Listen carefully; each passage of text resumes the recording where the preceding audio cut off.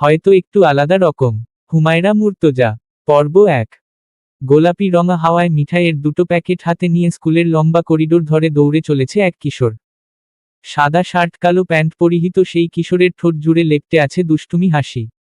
ঠিক তার পেছনে দৌড়ে আসছে এক কিশোরী। তার পরনেও স্কুল ইউনিফর্ম। তবে সে কিঞ্চিত রেগে আছে। নিজের হাওয়ায় মিঠাই কিছুতেই বিলেতি ইঁদুরকে ছিনতাই করতে দিবে না। যেভাবেই হোক তা ফিরিয়ে নিবে বলে বদ্ধপরিকর। আচমকা পাল্টে যেতে থাকে দৃশ্যপট। বিদ্যালয়ের করিডোর বদলে গেল অন্ধকারাচ্ছন্ন টানেল সদৃশ কোনো জায়গায়। থমকে দাঁড়ায় সেই কিশোরী। হতবুদ্ধি হয়ে চেয়ে থাকে টানেলের দিকে। বিদঘুটে হাসির শব্দ, সেই সঙ্গে কয়েক জোড়া কুচকুচে কালো হাত বেরিয়ে এসে চেপে ধরতে চায় কিশোরীর গলা। দুঃস্বপ্ন দেখে চিৎকার করে উঠে প্রাণ, কিন্তু একই অবস্থা, ওর চিৎকারটা বের হতে পারেনি কণ্ঠনালী হতে, অস্ফুট চাপা আওয়াজ হয়ে মিলিয়ে গেল শব্দটা। একটা অন্ধকার ঘরে চেয়ারে বসিয়ে দুহাত পিছমোড়া করে বেঁধে রাখা হয়েছে, মুখটাও বাঁধা টেপ জাতীয় কিছু দিয়ে, এত চাপ দিয়ে বেঁধেছে হাতটা চাইলেও নড়াচড়া করতে পারছে না ও। ঠিক কতক্ষণ এভাবে বেঁধে রাখা হয়েছে প্রাণ ঠাউর করতে পারে না। ও তো সন্ধ্যাবেলা টিউশন পড়িয়ে ফিরছিল। তারপর মনে করার চেষ্টা করে ও। হ্যাঁ, তারপর এক মহিলাকে উপুড় হয়ে পড়ে থাকতে দেখল রাস্তার পাশে অজ্ঞান অবস্থায়। ছুটে গিয়েছিল মহিলার কাছে। নিজের দিকে ফিরাতেই মহিলা কিছু একটা স্প্রে করেছিল ওর দিকে। তারপর আর কিছু মনে নেই ওর। আসন্ন বিপদের কথা চিন্তা করে কেঁদে ফেলল প্রাণ। খবরের কাগজে কত কিছু বেরোয়, পাচারকারীদের খপ্পরে পড়ে গেল না তো আবার। ইয়া আল্লাহ, রক্ষা করো। জ্ঞান ফিরলেও মাথা নিচু করেই ছিল প্রাণ। এবারে জোরে পানির ঝাপটা লাগে ওর মুখে। কিছুটা সামলে নিয়ে চোখ পিটপিট করে দেখতে পায় কেউ একজন দাঁড়িয়ে আছে ওর সামনে, বেটে খাটো মাঝারি বয়সের একটা লোক। কাঁচা পাকা গোফের চটে ঠোঁট ঢেকে গিয়েছে, চোখ দুটোতে খেলা করছে কুটিলতা। লোকটাকে আগে কোনোদিন দেখেছে বলে মনে পড়ল না প্রাণের। প্রাণের জ্ঞান ফিরতে দেখে প্রসন্ন হলো লোকটা। চেঁচিয়ে কাউকে জানালো সে কথা। ঠিক সামনাসামনি চেয়ার টেনে বসে বিদঘুটে হেসে লোকটা জিজ্ঞেস করে প্রাণকে, সালামালাইকুম ম্যাডাম, ভালো আছেন? আমাকে চিনবেন না জানি। হে হে, ওহ আপনার মুখ তো বন্ধ ম্যাডাম। দাঁড়ান, খুইল্লা দেয়। আবারও জঘন হাসল লোকটা। এরকম হাসি দেখে গা পিত্তি জ্বলে গেল প্রাণের। ততক্ষণে খুলে দিয়েছে মুখের টেপ। আপনি কে? চেঁচিয়ে উঠে প্রাণ। সালামের উত্তর নেয়া ওয়াজিব ম্যাডাম। বাপ মায় শিখায় নাই? বেশি কথা না বলে আগে বলুন আপনি কে? আমাকে ধরে এনেছেন কেন? কিসের শত্রুতা আমার সাথে? ঝড়ো ঝড়ো করে কেঁদে ফেলল প্রাণ। আহা ম্যাডাম, কাঁদেন কেলা? আপনাকে কি আমি মেরেছি? আপনি হইলেন গিয়ে আমাগের অতিথি। খাতির যত্ন করার জন্যই তো লইয়া আইছি। প্লিজ আমাকে যেতে দিন। আকুতি করে বলে প্রাণ। কি যে বলেন না ম্যাডাম, আপনি হইলেন গিয়া আমার টোপ। ওইয়ে জঙ্গলের বাঘ শিকারের জন্য টোপ বাঁধে আপনি, ঠিক তাই ম্যাডাম। আপনেরে দিয়া বাঘরে টাইনা আনমু। হে হে হে। বিমূর্ত হয়ে লোকটার কথা শুনছিল প্রাণ। কি বলছে এই লোক? কিসের টোপ, বাঘ শিকার? দেখুন ভাই, আপনার ভুল হচ্ছে কোথাও। আপনি যাকে খুঁজছেন আমি সেই মেয়ে না। আবারও কান্নারত স্বরে বলে প্রাণ। এই পর্যায়ে লোকটা ছুটে এসে চেপে ধরল ওর চোয়াল। আমি কেরামত আলী ম্যাডাম। আমার ভুল হয় না। বহুত খোঁজ লাগায় আপনেরে বের করছি ম্যাডাম। বাঘরে খাঁচায় আটকাতে না পারলে আমি ব্যবস্থা করব আপনের। জঙ্গলের সব টোপ বাঘে খায় না ম্যাডাম। কিছু হাই না রাও ভাগ পায়, আপনের শরীর দেইখা বোঝা যাচ্ছে ম্যাডাম সেই স্বাদ আপনের। বলেই জিভ বের করে বিশ্রীভাবে ঠোঁট চাটল লোকটা। রাগে লজ্জায় গা ঘিন ঘিন করে উঠে প্রাণের। মন চাইল থুথু ছুঁড়ে মারে লোকটার মুখের উপর। অনেক কষ্টে নিজেকে সংযত করল ও। আর পালানোর চেষ্টা করবেন না ম্যাডাম। তাহলে বাঘ মামার জন্য অপেক্ষা না করেই আপনেরে ভুরিভোজ করা হইব, আর ওইদিকে আপনের বাপটারেও ভোগে পাঠায় দিমু। মালিবাগে অফিস না আজবাহার সাহেবের? ক্রোধের আগুনে জলজল করছে লোকটার চোখ, আর ঠোঁট জুড়ে লেপ্টে আছে বিশ্রী হাসি। আবারও শক্ত করে টেপ পেঁচিয়ে বের হয়ে যায় লোকটা। নিজের ভাবনায় ডুবে থাকে প্রাণ। কি সব বলে গেল এই লোকটা? কোনো গুন্ডা মাস্তান মনে হলো লোকটাকে, বারবার বলছিল কাউকে টেনে টানার টোপ, মস্তিষ্কে অনেক চাপ দিয়েও কারো নাম উদ্ধার করতে পারল না প্রাণ। কোনো মাস্তান গোছের কাউকে ও চিনে না, কেমন আজব ভাবে কথা বলছে লোকটা, সারটলি কথা বলতে চাচ্ছে অথচ ভিতরের গেও স্বর বের হয়ে আসছে। আবার এসব ভাবতে ভাবতে আবারও ঘুমিয়ে গেল প্রাণ। হয়তো ক্লোরোফর্মের প্রভাবে। চোখ খুলে প্রাণ দেখল সেই লোকটা এসেছে। বিশ্রীভাবে নজর বুলাচ্ছে ওর শরীর জুড়ে। রাগে গা রি রি করে উঠে। কিন্তু খিদে পেয়েছে ওর ভীষণ। এরকম জীবন মরণের সন্ধিক্ষণে খিদের কথা মনে হওয়াতে বিরক্ত হয় প্রাণ। দীর্ঘ সময় না খেয়ে থাকার দরুন গ্যাস্ট্রিক বেড়ে বমি লাগছে ওর। মুখ খোলা থাকলে হয়তো বমি হয়ে যেত। লোকটা এখনো বুকের দিকে চেয়ে আছে। ইতস্তত করতে থাকে প্রাণ। লোকটা আবারও বিশ্রীভাবে হেসে হাত বাড়ালো ওর দিকে। ওড়না ধরে টান দেয়ার সময় কুটিল হেসে বলে উঠল, বাঘ তো আইলো না ম্যাডাম, এবার বাঘের টোপ হায়না খাইয়ানেক। কি কন? ওড়না টেনে ফেলে দিয়ে লোকটা হাত বাড়ালো কামিজের ভিতরে নিজের সম্ভ্রম এভাবে হারাতে দেখে চোখ ছাপিয়ে জল নামে প্রাণের। ক্রমাগত ঘাড় নাড়তে থাকে। চোখে দেখাতে থাকে আকুতি মিনতি। প্রাণপণে স্মরণ করতে থাকে সৃষ্টিকর্তাকে। কোনো এক মিরাকেলে যেন আজকে নিজের সম্ভ্রম হারানো থেকে এই নরক থেকে উদ্ধার হতে পারে। লোকটার দিকেই চেয়েছিল প্রাণ। একটা লাল আলোর বিন্দু লোকটার কপাল বারবার নড়াচড়া করছে। এই আলোর উৎপত্তিস্থল প্রাণ চেনে আচমকা বিকট শব্দে কেঁপে উঠে আশপাশটা। বিদ্যুতের ঝলকানির সাথে বারুদের গন্ধে ছেয়ে গেল ছোট্ট ঘরটা আর প্রাণের দিকে হাত বাড়ানো লোকটা লুটিয়ে পড়ল মাটিতে। কপালের ঠিক মাঝখানে বড় গর্ত, সেখান থেকে বেরিয়ে আসছে টকটকে লাল ধারা। পিছন থেকে ভেসে আসতে থাকে হাড় হিম করা এক কণ্ঠস্বর। বাঘ শিকারে যাওয়ার আগে ভেবে নেয়া উচিত, সত্যি বাঘের দেখা পেতে চাও কিনা? Jim Corbett. চমকে উঠে ঘাড় ঘুরিয়ে পেছনে তাকায় প্রাণ। অস্পষ্ট অবয়বের এই কণ্ঠস্বর প্রাণ যার কথা ভাবছে আসলেই কি সে? এটা আদৌ সম্ভব? আর ইউ ওকে? আমেরিকান অ্যাকসেন্টে কথা বলা সেই মানুষটার দিকে বিস্ফোরিত নেত্রে চেয়ে থাকে প্রাণ মুখ থেকে টেপ খুলে দিতেই অস্ফুট স্বরে বলে, আদনান। আদনানের সাথে প্রাণের প্রথম দেখা হয়েছিল এক ঝুম বর্ষার সকালে। তখন স্কুলের গেটে দাঁড়িয়ে নাজের মামার ঝালমুড়ি চিবানোতে ব্যস্ত প্রাণ। হ্যাংলা পাতলা কিন্তু বেশ লম্বা একটা ছেলেকে দেখা গেল স্কুলের ইউনিফর্ম পরে বেগুনি রঙের ছাতা নিয়ে হেঁটে আসছে। প্রাণ অবশ্য একা ছিল না, সাথে আরও কয়েকজন বন্ধু বান্ধবী ছিল। ঝালমুড়ি খাওয়ার ফাঁকে হেসে একজন অন্যজনকে ঠেলাঠেলি করছিল। হেঁটে যাওয়ার সময় আদনান ওর দিকে একবার তাকালো, আবার কপাল কুঁচকে চলে গেল গটগট করে। আদনানের হাঁটা দেখে আরও এক দফা হেসে গড়াগড়ি খেল ওরা। ইস ভাবওয়ালা, তোর ভাবের পাছা আগুন লাগিয়ে দেয়া দরকার। স্কুলের গেটে দেখা হ্যাংলা ছেলেটাকে যখন প্রাণ দেখল ওর ক্লাসে হাজির হতে আরও এক দফা হেসে ফেলল। দেখতে বোকাসোকা ছেলেটাকে কিভাবে নাস্তানাবুদ করা যায় সেই ফন্দিও এঁটে ফেলল কয়েক মুহূর্তে। May I come in teacher? Perfect American অ্যাকসেন্টে কথা বলে উঠেছিল সেই হ্যাংলা ছেলেটা। বাব্বা, হে তো দেখা পাক্কা ইংরেজ। ক্লাসে পরিচয় পর্ব দেয়ার সময়ও প্রাণ খেয়াল করল ওর দিকে তাকিয়ে কপাল কুঁচকে ফেলেছিল ছেলেটা। নাম বলেছিল আদনান মুনতাসির। সেই মুহূর্ত থেকে নামটা গেঁথে গিয়েছিল মাথায়, হয়তো বা মনেও কে জানে। আদনান আগে আমেরিকায় থাকলেও কিছু কারণবশত এখন বাংলাদেশে থাকবে। ওহ, এই জন্যই তবে ইংরেজের বংশধরের বাংলার মাটিতে আগমন মনে মনে ভাবতে থাকে প্রাণ। ক্লাস শেষে সবাই এগিয়ে গেল আদনানের সাথে পরিচিত হতে। হেসে হেসে সবার সাথে কথা বলছিল ও। নবম শ্রেণীতে ভর্তি হলেও আদনান ছিল ওদের থেকে বয়সে 2 বছরের বড়। ছেলেদের সাথে হেসে হেসে কথা বলছিল ও। ক্লাসের বাকি মেয়েদের সাথে কথা বলতে দেখা গেল আদনানকে। কিন্তু প্রাণকে এগিয়ে আসতে দেখে কপাল কুঁচকে ফেলল। আমি প্রাণ। কথাটা শুনেই আদনানের হাসিটা নিভে গেল।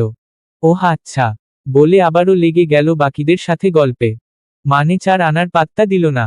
রাগে পিত্তি জ্বলে গেল প্রাণের। রাগে গোজগোজ করতে করতে প্রাণ ফিরো এলো নিজের বেঞ্চে। পাশে বসা মেয়েরা বিদ্রূপের স্বরে তো বলেই ফেলল, তোর রূপে ক্লাসের বাকি ছেলেরা পটে গেলেও নতুনটা পটবে না প্রাণ। খ্যাক খ্যাক করে হাসতে থাকে ওরা। ওদের হাসিতে আরও রেগে গেল প্রাণ। গোল্লায় যা, কই বিলেতি ইঁদুর আর জীবনেও কথা বলবে না ব্যাটার সাথে। তোর মতো বিলেতি ইঁদুরকে এই প্রাণ গোনায় ধরে না। বিড়বিড় করে আগুন চোখে চেয়ে থাকে অদূরে নতুন বন্ধুদের সাথে আলাপচারিতা করতে থাকা আদনানের দিকে। হ্যাংলা পাতলা কিন্তু সুদর্শন চেহারার এক কিশোর। কপালের কাছটাই মনে হয় কিছুদিন আগে আঘাত পেয়েছে। সদ্য সেরে উঠা কাটা দাগ দেখা যাচ্ছে। সকাল সকাল সাদা কামিজ, কালো সালোয়ার, কালো ক্রোশবেল্ট আর 2 বিনুনি করা প্রাণ লাফিয়ে লাফিয়ে ক্লাসরুমে এসে দেখল কেউ আসেনি ওদের ক্লাসের এখনো। কি ব্যাপার, ও এত জলদি এলো নাকি? ব্যাগটা রেখে বেরোতেই দেখা গেল আদনানকে। হেলেদুলে হেঁটে আসছে। প্রাণকে দেখেই কপাল কুঁচকে ফেলল। ব্যাস, ফুরফুরে মেজাজটা হারিয়ে গেল প্রাণের। ওই বিলেতি ইঁদুর, তুমি আমাকে দেখলেই কপাল কুঁচকাও কেন? কি করেছি আমি? জবাবে কিছু না বলে পাশ কাটিয়ে চলে গেল আদনান। আরও একবার আদনানের কাছে অপমানিত হয়ে মন খারাপ করে বেরিয়ে যায় রুম থেকে। ক্লাসের বাইরের করিডোরে চুপচাপ দাঁড়িয়ে থাকে। সেদিন স্কুল থেকে বাসায় ফিরে প্রাণের ফোনে অপরিচিত নাম্বার মেসেজ এসেছিল। সরি।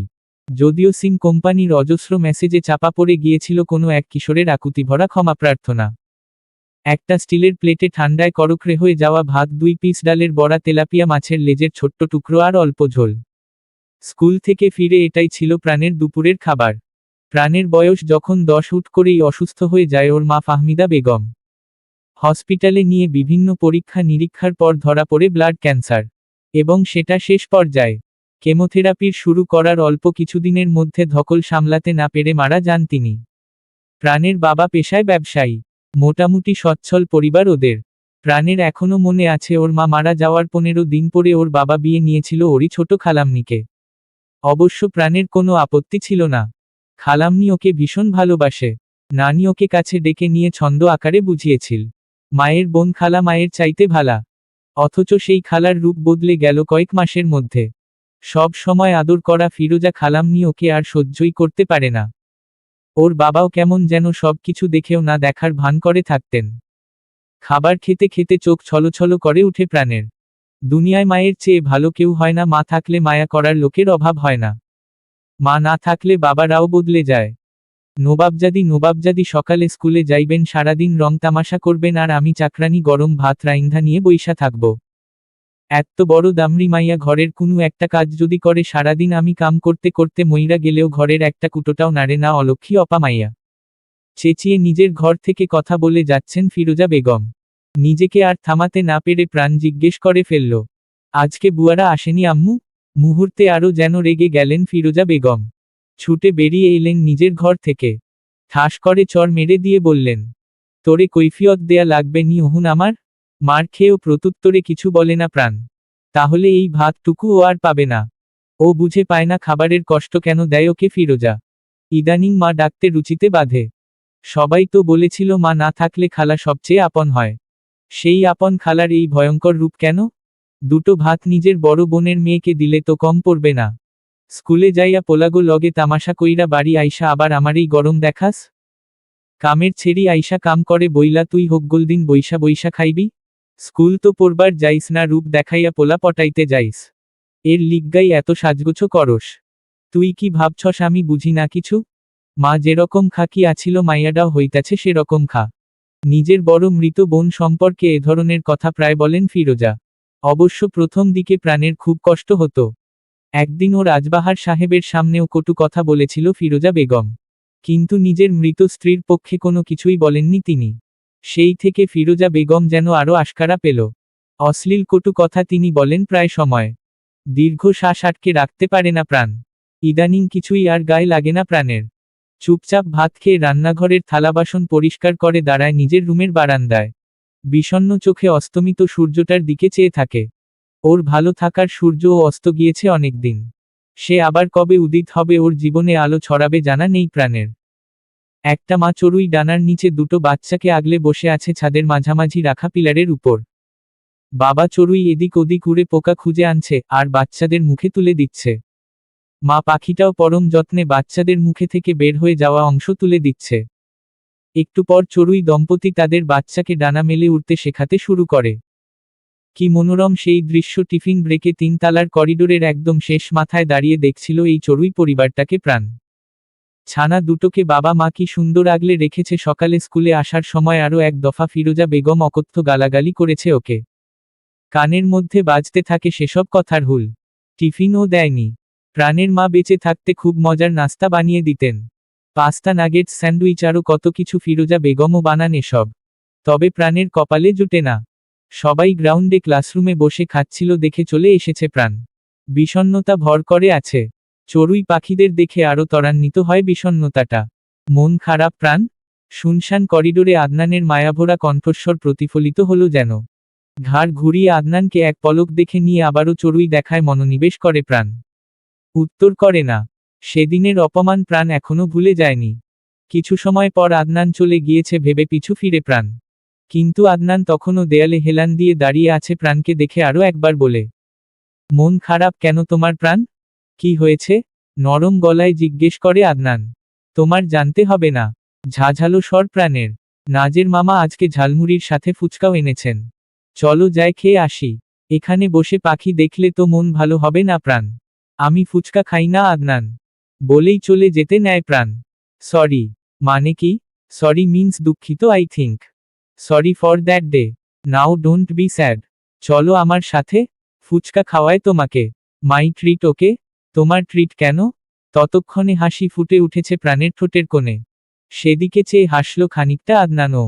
Maybe friendship treat. চলো এবার। তুমি আমাকে দেখলেই কপাল কুঁচকে ফেলো কেন আদনান? জবাবে কিছু না বলে একটু হাসল আদনান। প্রাণ চেয়ে দেখে সেই হাসি। চলনে বলনে পশ্চিমা বিশ্বের ছোঁয়া লেগে থাকা এক কিশোরের মুচকি হাসি যে আজ ওর মন খারাপ দূর করার দায়িত্ব নিয়েছে। বড় এক প্লেট ঝাল ফুচকা আর অনেকখানি তেঁতুলের টক দিয়ে এক একটা ফুচকা খেয়ে চলেছে প্রাণ। এই স্বাদ যেন অমৃত। ততক্ষণে ক্লাসের আরও অনেকেই এসেছে সেখানে। কয়েকজন কিশোর কিশোরী একসাথে হবে আর হাসাহাসি হবে না, এটা তো সম্ভবই না। জানিস মানিক স্যারের বউ প্রেগন্যান্ট, নিধি নামের মেয়েটা বলে ওঠে। ওইরকম জাদরেল স্যার রোমাঞ্চ করতে পারে? অবাক হয়ে জিজ্ঞেস করে প্রাণ। এই পর্যায়ে উত্তর করে ওদের আরেকজন বন্ধু সাব্বির। আরে হো মামা, বউ পাইলে সব্বাই রোমাঞ্চ করে হে হে। আর বউ কোনো দিন ইয়ে করতে না দিলে সেই রাগ আমাদের মতো মাসুম বাচ্চাদের উপর তুলে বজ্জাত স্যারগুলা। টিচারদের বজ্জাত বলতে হয় না সাব্বির। আদনান বলে উঠে। এই ইংরেজের বংশধর আইছে মেয়েদের মতো করে মুখ বাঁকায় সাব্বির। আরও একবার হেসে ফেলল সবাই। আদনান ফুচকা খাবে না? প্রাণ জিজ্ঞেস করে, যদিও ওর ফুচকা খাওয়া থেমে নেই। গপাগপ সাবার করে চলেছে একটার পর একটা। একবার ফুচকাওয়ালা মামার দিকে, একবার উনার হাতের দিকে, আর শেষমেশ দেখল ফুচকা সার্ভ করা প্লেটের দিকে। বেচারা কপাল কুঁচকে ফেলল আবারও। আনহাইজেনিক এই ফুচকা খেলে আমাকে 1 মাস টয়লেটে থাকবে হবে প্রাণ।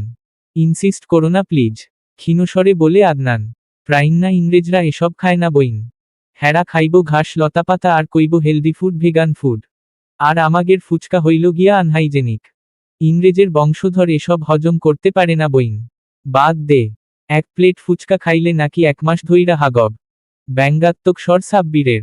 এরপর আবারও আদনানকে নকল চিকন সুর করে বলল, ইনসিস্ট করো না প্লিজ। নিস্তব্ধতা বিরাজ করছে নবম শ্রেণীর সেকশন এ ক্লাসরুমে। টলমলে নেত্রে দাঁড়িয়ে আছে প্রাণ। গণিতের জাদরেল আশরাফ স্যার ততক্ষণে বেতের আঘাত করে ফেলেছেন হাতের তালুর উপর কয়েকটা ত্রিকোণমিতির সূত্রগুলো কিছুতেই মনে রাখতে পারছে না প্রাণ। সেনকস্ট্যান্ড সব তো একই রকম। এসবের আবার মান ও নাকি হয় এত করে পড়ে এলো প্রাণ, কিন্তু আশরাফ স্যার জিজ্ঞেস করার সঙ্গে সঙ্গে সব গুলিয়ে ফেলল। কিশোরীর অভিমানে গাল ফুলিয়ে দাঁড়িয়ে থাকে। তবে ও শুধু একা না। আদনান ও উল্টোপাল্টা উত্তর করেছে স্যারকে যথারীতি ছেলে বলে, স্যার পাশার উপর 2-4টে বেত্রাঘাত করে ফেলেছেন ইতোমধ্যে। ঠোঁট চেপে হেসে ফেলল প্রাণ। শেষমেশ ইংরেজের পাছাওয়া বেত্রাঘাত। ব্যাডায় বউয়ের লগে ক্যাচাল করব আর বিষ মিটাইব আমগোর মতো মাসুম বাচ্চাগো উপর। তোর বউ যদি সুইপারের লগে ভাইগা না গেছে রে আশরাইফা দেইখানেস। এই ফেরেশতা অভিশাপ দিল তোরে। ক্লাস শেষে আবারও ওরা জড়ো হয়েছে নাজের মামার কাছে। ব্যথায় ককিয়ে উঠে নিজের পিছনে হাত বুলাতে থাকা সাব্বির স্বগতোক্তি করে। ফেরেশতাটা আসলে কে? সন্দিহান হয়ে প্রশ্ন করে প্রাণ। আমি বাচ্চারা ফেরেশতা তুল্য জানিস না প্রাইন্না? তাই আমি ফেরেশতা সাব্বির অভিশাপ দিলাম। তুই বাচ্চা, 18-এর নিচে হোকগোলে শিশু। জানোস না প্রাইন্না? ফিক করে হেসে ফেলল প্রাণ। এবারে বক্রদৃষ্টিতে আদনানকে দেখে নিয়ে জিজ্ঞেস করে সাব্বির, আধয় ইংরেজ, তুই এগুলা পারোস না? সেদিন আমারে বুঝাই দিলি, আইজ পারলি না কেন? পাছা চটকনা খাইলি কিয়ের লিগায়? কি দিনকাল আইলো আমাগোর শাসন করা ইংরেজ এখন পাছায় বেতপিটা খায়। খ্যাক খ্যাক করে হাসতে থাকে সাব্বির। ফার্স্ট অফ অল, বাকিটা আর বলতে পারে না আদনান। বাংলা ক বাপ। মাঝপথে থামিয়ে দেয় সাব্বির। কে তোর বাপ? নিধি খোঁচা দিয়ে জিজ্ঞেস করে সাব্বিরকে। এই ইংরেজ আমার বাপ আর প্রাইন্না আমার মা। সরল গলায় বলে সাব্বির। তাহলে এরা হাজবেন্ড ওয়াইফ হয়ে গেল না? জিজ্ঞাসুক স্বর নিধির। এখন না হইলেও ভবিষ্যৎ কম যায় না বইন। এই ইংরেজের মতিগতি সুবিধার না। ওই এলেন প্রেম বিশরদ সাব্বির। এই নিধি চল এখান থেকে। সাব্বিরের উদ্দেশ্যে ভেংচি কেটে নিধির হাত টেনে নিয়ে জায়গাটা থেকে প্রস্থান করে প্রাণ। অস্তমিত সূর্যের ন্যায় রক্তিম গাল দুটোতে ফুটে উঠা হাসি বিমোহিত নেত্রে অবলোকন করতে থাকে আদনান। তখনও দৃষ্টি নিক্ষেপ করে রেখেছে 2 বিনুনি করা এক কিশোরীর পানে, যে নিধি কিছু একটা বলছে আর লজ্জায় লাল নীল হয়ে যাচ্ছে। আদনানের অধরের কোণে সূক্ষ্ম হাসিটা ঠিকই খেয়াল করল সাব্বির। কাঁধের উপর 2-3টা চাপড় মেরে বলতে থাকে, তুই তো আসলেই ফিনিশড ইংরেজ। ইয়েস আম ফিনিশড। তখন বর্ষাকাল। অন্তরিক্ষ জুড়ে নিকষ কালো মেঘের আনাগোনা। থেকে থেকে বাড়িপাতে সিক্ত হচ্ছে ধরণী। এমনই এক মেঘাচ্ছন্ন দিনে লাইব্রেরি পাশাপাশি বসে আছে এক জোড়া কিশোর কিশোরী। স্কুল শেষ হয়ে যাওয়ায় লাইব্রেরি কক্ষ জনশূন্য। প্রাণের এলোমেলো খোলা চুল ফ্যানের বাতাসে উড়াউড়ি করছে। অদ্ভুত মোহময় ঘ্রাণের অস্তিত্ব অনুভব করে আদনান। বুক ভরে শ্বাস টেনে শুষতে থাকে সেই ঘ্রাণ। তবে প্রাণকে কিছু বুঝতে না দিয়ে বেশ কিছু ম্যাথ কোয়েশ্চন বুঝিয়ে দিচ্ছিল আদনান। অন্যদিকে চোখের কোণা দিয়ে আদনানকেই দেখে যাচ্ছিল প্রাণ। হালকা বাদামি চুলগুলোকে ম্যাথ বোঝানোর ফাঁকে কায়দা করে পিছনের দিকে ঠেলে দিচ্ছে বারংবার। হাতের কালো বেল্টের ঘড়িটাও চমৎকার মানিয়েছে আদনানের কবজিতে। কপালের কাছটায় সরু অথচ বেশ গভীর একটা কাটা দাগ। আদনান, শোনো না। ইয়েস মিস প্রাণ, বলুন। তোমার কপালে কি হয়েছে এখানে? আলতো করে আঙুল ছোয়ালো জায়গাটাতে প্রাণ। উত্তরে চুপ করে থাক। ওর মানস্পটে ভেসে উঠে ভয়ঙ্কর কোনো এক রাতের দৃশ্য। মুহূর্তে নিজেকে সামলে নিয়ে স্বগতোক্তি করে, nothing. It was just a minor accident. ইকুয়েশনগুলো মেমোরাইজ হয়েছে? তোমার বাসায় কে কে আছেন আদনান? বই বন্ধ করে ব্যাগে রেখে প্রশ্ন করে প্রাণ। পড়বে না? চোখ সরু করে প্রাণের কানকারখানা দেখতে থাকে ও। তবে ওসব সরু চোখের দৃষ্টিতে কিছু এলো গেল না প্রাণের। না। বলছো না কেন তোমার বাসায় কে আছেন? আদুরে কণ্ঠে বলে প্রাণ। No one. ছোট্ট করে উত্তর করে আদনান। মানে? অবাক হয়ে যায় প্রাণ। মানে কেউ নেই। সিম্পল। আমি একা থাকি। কিন্তু একজন কেয়ারটেকার আন্টি আছেন, আরেকজন ড্রাইভার আঙ্কেল। এই তো ফ্যামিলি মেম্বার, সেভাবে বলতে গেলে কেউ নেই। তোমার বাবা মা? কোমলস্বরে জিজ্ঞেস করে প্রাণ। আমি বাংলাদেশে আসার কিছুদিন আগে মমো ড্যাড অ্যাক্সিডেন্ট করেছিলেন। উনারা বেঁচে নেই প্রাণ। আদনানের কথা শুনে ছলছলে হয় প্রাণের নেত্রদ্বয়। অথচ কত অবলীলায় আদনান বলে গেল ওর বাবা মায়ের মৃত্যু সংবাদ ব্যথাতুর নয়নে চেয়ে থাকে প্রাণ। তোমাকে আমার বাসায় নিয়ে যাব প্রাণ। দেখে এসো। আর এখন না পড়লে চলো। তোমার মা বকবে বেশি দেরি করলে। ডোন্ট বি সো আপসেট, ওকে? বাকুম পায়রা, চলো তোমাগের কাজী অফিসে ফালাইয়া আসি। পীড়িতের জ্বালায় আমাগোর জীবন তেনাছেড়া হই যাইতেছে হুহো। লাইব্রেরি রুমের দরজায় দাঁড়িয়ে চেঁচাতে থাকে সাব্বির। কয়েক মাস পর প্রকৃতিতে বেজেছে বসন্তের আগমনী সুর। কোকিলের কুহুর্বে মুখরিত প্রকৃতি। সেই সঙ্গে পাতাঝরা অর্ধমৃত গাছ আবারও পরিস্ফুটিত কচি পত্রপল্লবে সেজেছে বসন্তের ছোঁয়ায়। আদনান এবং প্রাণের বন্ধুত্বপূর্ণ সম্পর্ক তখনও অটুট। বরং সময় গড়ানোর সঙ্গে আরও গাঢ় হয়ে উঠছে। তবে কিশোরী মনে ঠিকই প্রেমের ডঙ্গা বেজে গিয়েছে ততদিনে। বসন্ত বরণ উৎসবে মুখরিত Jessore Kazi Nazrul Islam school and college. স্কুলে যখন আলোচনা হলো সবার শাড়ি পরার জন্য, প্রাণ খেয়াল করেছে আদনান ওকে সরাসরি না বললেও আকারে ইঙ্গিতে বুঝিয়েছে প্রাণকে শাড়িতে দেখতে ইচ্ছুক ও। ব্যাস, কিশোরী চঞ্চলা মনকে বুঝো দিতে পারেনি প্রাণ। ফাহমিদা বেগমের অসংখ্য শাড়ি রয়েছে। তবে সবটা এখন ফিরোজার আয়ত্তে। প্রাণ যখন শাড়ি চাইল ঠিক তখন থেকে গালাগালি শুরু করেছেন তিনি। নির্বিকার চিত্তে কথা হজম করল প্রাণ। শত লাঞ্ছনা বঞ্চনা শুনেও মায়ের শাড়িতে তৈরি হলো। যেন শাড়ি না, গন্ডারের চামড়া জোড়ালো গায়ে বাড়ি থেকে বেরোনোর আগ মুহূর্তে প্রাণ শুনতে পেল ফিরোজা বেগম চেঁচিয়ে বলছেন, ছি না, লপেট বান্দাই আইলো বলে। প্রাণ আগে থেকে জানত ফিরোজা বেগম ওকে গালাগালি করবেন। আচ্ছা, ওর মা যদি বেঁচে থাকতো তখনও শাড়ি পরার জন্য অশ্রাব্য গালাগালি শুনতে হতো? বিষণ্ণতায় আচ্ছন্ন হয়ে যায় কিশোরী মন। হলুদ সিল্ক শাড়ি জড়ানো সদ্য কিশোরী রূপ নেয়া কা জলজল করছে যেন। কোমর ছাড়ানো খোলা চুল গাঢ় কাজলে আরো মায়ামো, তবে ফিরোজার বাক্যবাণে বিষণ্ণতা লেপ্টে গিয়েছে কিশোরী মুখবিবরে। টলমল করা টানা টানা চোখ জোড়ায় কাজল ছড়িয়ে গিয়েছে। ভেতরে ভেতরে লম্বা শ্বাস টেনে নিজেকে সংযত করে ও। প্রাণের জন্যই অপেক্ষারত আদনানকেও স্কুলের গেটে দেখা গেল। পাঞ্জাবি পরেছে, সবুজ রঙের এলোমেলো চুলগুলোকে সুন্দরমতো সেট করেছে, জেল টেল দিয়েছে হয়তো। ছেলেটা দিন দিন লম্বা হয়েই যাচ্ছে, আকাশে গিয়ে ঠেকবে নাকি ইংরেজের উচ্চতা।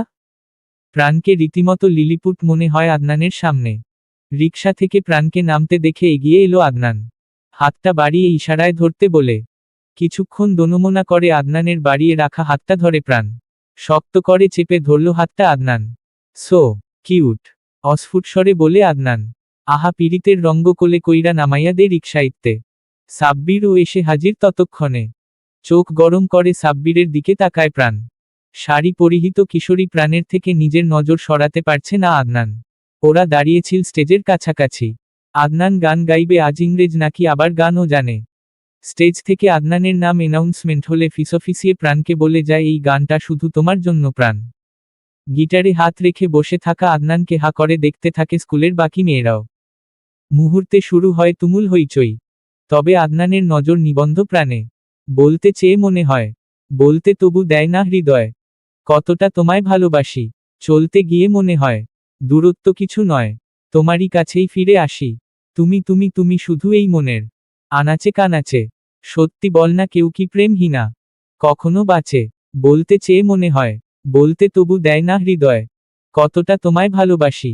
মেঘের খামে আজ তোমার নামে পুরো চিঠি পাঠিয়ে দিলাম, পড়ে নিও তুমি, মিলিয়ে নিও। খুব যতনা তা লিখেছিলাম। বলতে চেয়ে মনে হয়, বলতে তবু দেয় না হৃদয়, কতটা তোমায় ভালোবাসি। মন অল্পতে প্রিয় গল্পতে, কল্পনায় স্বপ্ন আঁকে, ভুল ত্রুটি আবেগী খুনসুটি, সারাক্ষণ তোমায় ছুঁয়ে রাখে। বলতে চেয়ে মনে হয়, বলতে তবু দেয় না হৃদয়, কতটা তোমায়। একটা দোতলা বাড়ির সামনে দাঁড়িয়ে আছে প্রাণ। জীর্ণদর্শন বাড়িটা দেখে বুকের মধ্যে হু হু করে উঠে ওর। আহারে আদনান, এতিম, ওর কেউ নেই বলে এরকম একটা বাড়িতে ওর থাকতে হচ্ছে। সীমানা নির্ধারণে নির্মিত দেয়ালেরও বেহাল দশা, বুড়া মানুষের দাঁতের মতো নড়বড়ে। কখন না জানি হুড়মুড় করে ভেঙে পড়ে মশ ফার্ন জাতীয় উদ্ভিদ ছেয়ে আছে গোটা দেয়ালে। কমলা রঙের স্টিলের গেটটাও মরিচার আক্রমণে ভেঙে পড়ার জোগাড়। আশেপাশে কোনো জনবসতিও নেই। যশোরে এরকম জায়গা আছে জানা ছিল না। প্রথম দর্শনে বাড়িটাকে বহু দিনের পরিত্যক্ত ভুতুড়ে বলে মনে হবে। আবার ওদের স্কুল থেকে জায়গাটার দূরত্ব অনেক। ব্যথিত হয়ে বাড়িটাকে খুঁটে খুঁটে দেখছিল প্রাণ। ওর থেকে কিছুটা দূরে আদনান কয়েকজন অদ্ভুত দর্শন লোকের সঙ্গে কথা বলছে। হাট্টাগোট্টা সাইজের লোকগুলো আদনানকে ঘিরে দাঁড়িয়েছে। আঙুল তুলে শাসানোর ভঙ্গিতে কিছু বলছে তাদের। আদনান মাথা নিচু করে দাঁড়িয়ে আছে। লোকগুলা আড়ি পেতে ওদের কথোপকথন শোনার চেষ্টা করল প্রাণ। তবে বিশেষ লাভ হল না। কিছুক্ষণ পর ওর কাছাকাছি এসে কুর্নিশ করে আদনান বলল, ইউর হাইনেস, চলুন তবে। উনারা কে? কৌতূহল দমন করতে না পেরে জিজ্ঞেস করেই ফেলল প্রাণ। থুতনিতে সদ্য গজানো দাড়ি চুলকে রহস্যময়ভাবে হাসল আদনান। সময় এলে জানবে। লাইফ? লাইফ? প্রাণ মিন্স লাইফ, রাইট? এরপর আদনানের কাণ্ডে অজানা শিহরণে সম্মোহিত হল প্রাণের কিশোরিকা। ওর হাতটা নিজের হাতে নিয়ে অধরের উষ্ণ ছোট্ট পরশ একে দিয়েছে হাতের করপুটে। আদনানের আবেগে পরিপূর্ণ নেশালো স্বর প্রতিধ্বনিত হল যেন, মাই লাইফ। প্রাণের হাত টেনে নিজের বুকের বাম পাশটাই রাখে আদনান। ঠিক হৃদযন্ত্র বরাবর লাজুক হাসি ফুটে উঠে প্রাণের ঠোঁটের কোণে। কিশোরী মনে আদনানের জন্য জন্ম নেয়া অনুভূতি মিছে নয়। আজ কাক্ষিত প্রেম পুরুষের অকপট স্বীকারোক্তিতে এক অনাবিল সুখের ঢেউ অনুভব করে প্রাণ। ফর্সা গাল দুটোতে লালচে আভা ফুটে উঠে আঁকাবাঁকা সিঁড়ি বেয়ে দোতলায় উঠে এলো ওরা। নিচতলার প্রবেশদ্বারে তালা ঝুলতে দেখেছে প্রাণ। কেমন গা ছমছমে নিস্তব্ধতা বিরাজ করছে বাড়ি জুড়ে। প্রাণের একটু ভয়ই লাগছে। আদনান এখানে একা থাকে ব্যাটা। ইংরেজের সাহসে বলিহারি দোতলায় এসে প্রাণ ভেবেছিল বাইরের মতোই হবে। কিন্তু ফ্ল্যাটের দরজায় 4 ধরনের লক। আদনানকে ফিঙ্গারপ্রিন্ট দিয়ে লক খুলতে দেখে হতবাক প্রাণ। দরজা খুলে আরও একবার ঝটকা খায়ও। বাড়িটার বাইরেটা যতটা জিন শিন, ভেতরটা ততটাই ঝা চকচকে। আরেহ, এই তো দেখা যায় ভিতরে ফিটফাট, উপরে সদরঘাট। তুমি ভিতর গিয়ে বসো একটু প্রাণ, আমি এক্ষুনি চলে আসব। কোথায় যাচ্ছ? I will be back soon. Adnan বেরিয়ে গেলে প্রাণ ঘুরে ফিরে দেখতে থাকে ফ্ল্যাটটা। 3 বেডরুমের ছোটখাটো একটা ফ্ল্যাট। আদনানের ঘর থেকে ভেসে আসা ম্যান পারফিউমের ঘ্রাণটা প্রাণের পরিচিত। অগোছালো ব্যাচেলার ঘর বুঝি এমনই হয়? নিজের মনে কত কিছু চিন্তা করে। লজ্জায় লাল নীল হতে থাকে প্রাণ। বেডরুমের সঙ্গে বারান্দা ভেবে ছোট একটা দরজা খুলে বিমূঢ় হয়ও। ভয়ের শিরশিরানি অনুভূতিতে কেঁপে উঠে কিশোরী প্রাণ। অত্যাধুনিক ডিজাইনের ট্রেডমিল, সিলিং থেকে নেমে আসা কালো রঙের পাঞ্চিং ব্যাগ, কয়েকটা বিভিন্ন সাইজের ডাম্ববেল, আরও কত রকমের জিম করার সরঞ্জাম। সেসবের নাম প্রাণ জানে না। কিন্তু সেই ঘরে একটা কাচের ঘরও আছে। বেশ কয়েক রকমের ছোট বড় সাইজের রিভলভার, বড় সাইজের সাইন্ডোপ্রুফ হেডসেট, সেই সঙ্গে লক্ষ্য ভেদ করার জন্য ডামি। এসব দিয়ে আদনানের কাজ কি? হতবিহ্বল হয়ে যায় প্রাণ। আদনান আসলে কে? নিশ্চয় সাধারণ কেউ নয়ও। কাছে পিঠে থাকা কোনো গাছ হতে ভেসে আসছে নিঃসঙ্গ ঘুঘুর ডাক। ভরদুপুরে বিষণ্ণতা ভর করা কিশোরী প্রাণের বুকেও বুঝি উত্তাল ঝড় তৈরি হলো। অসাড় হওয়া মস্তিকে রক্তশূন্য চেহারায় ঠায় দাঁড়িয়ে থাকে সেই কাচের কক্ষে। খট করে কিছু একটা শব্দে কেঁপে উঠে প্রাণ। আদনান দাঁড়িয়ে আছে ঠিক ওর পিছনে। সবসময়ের মতো চেহারায় ফুটে থাকা বোকাসোকা ভাবও গায়েব।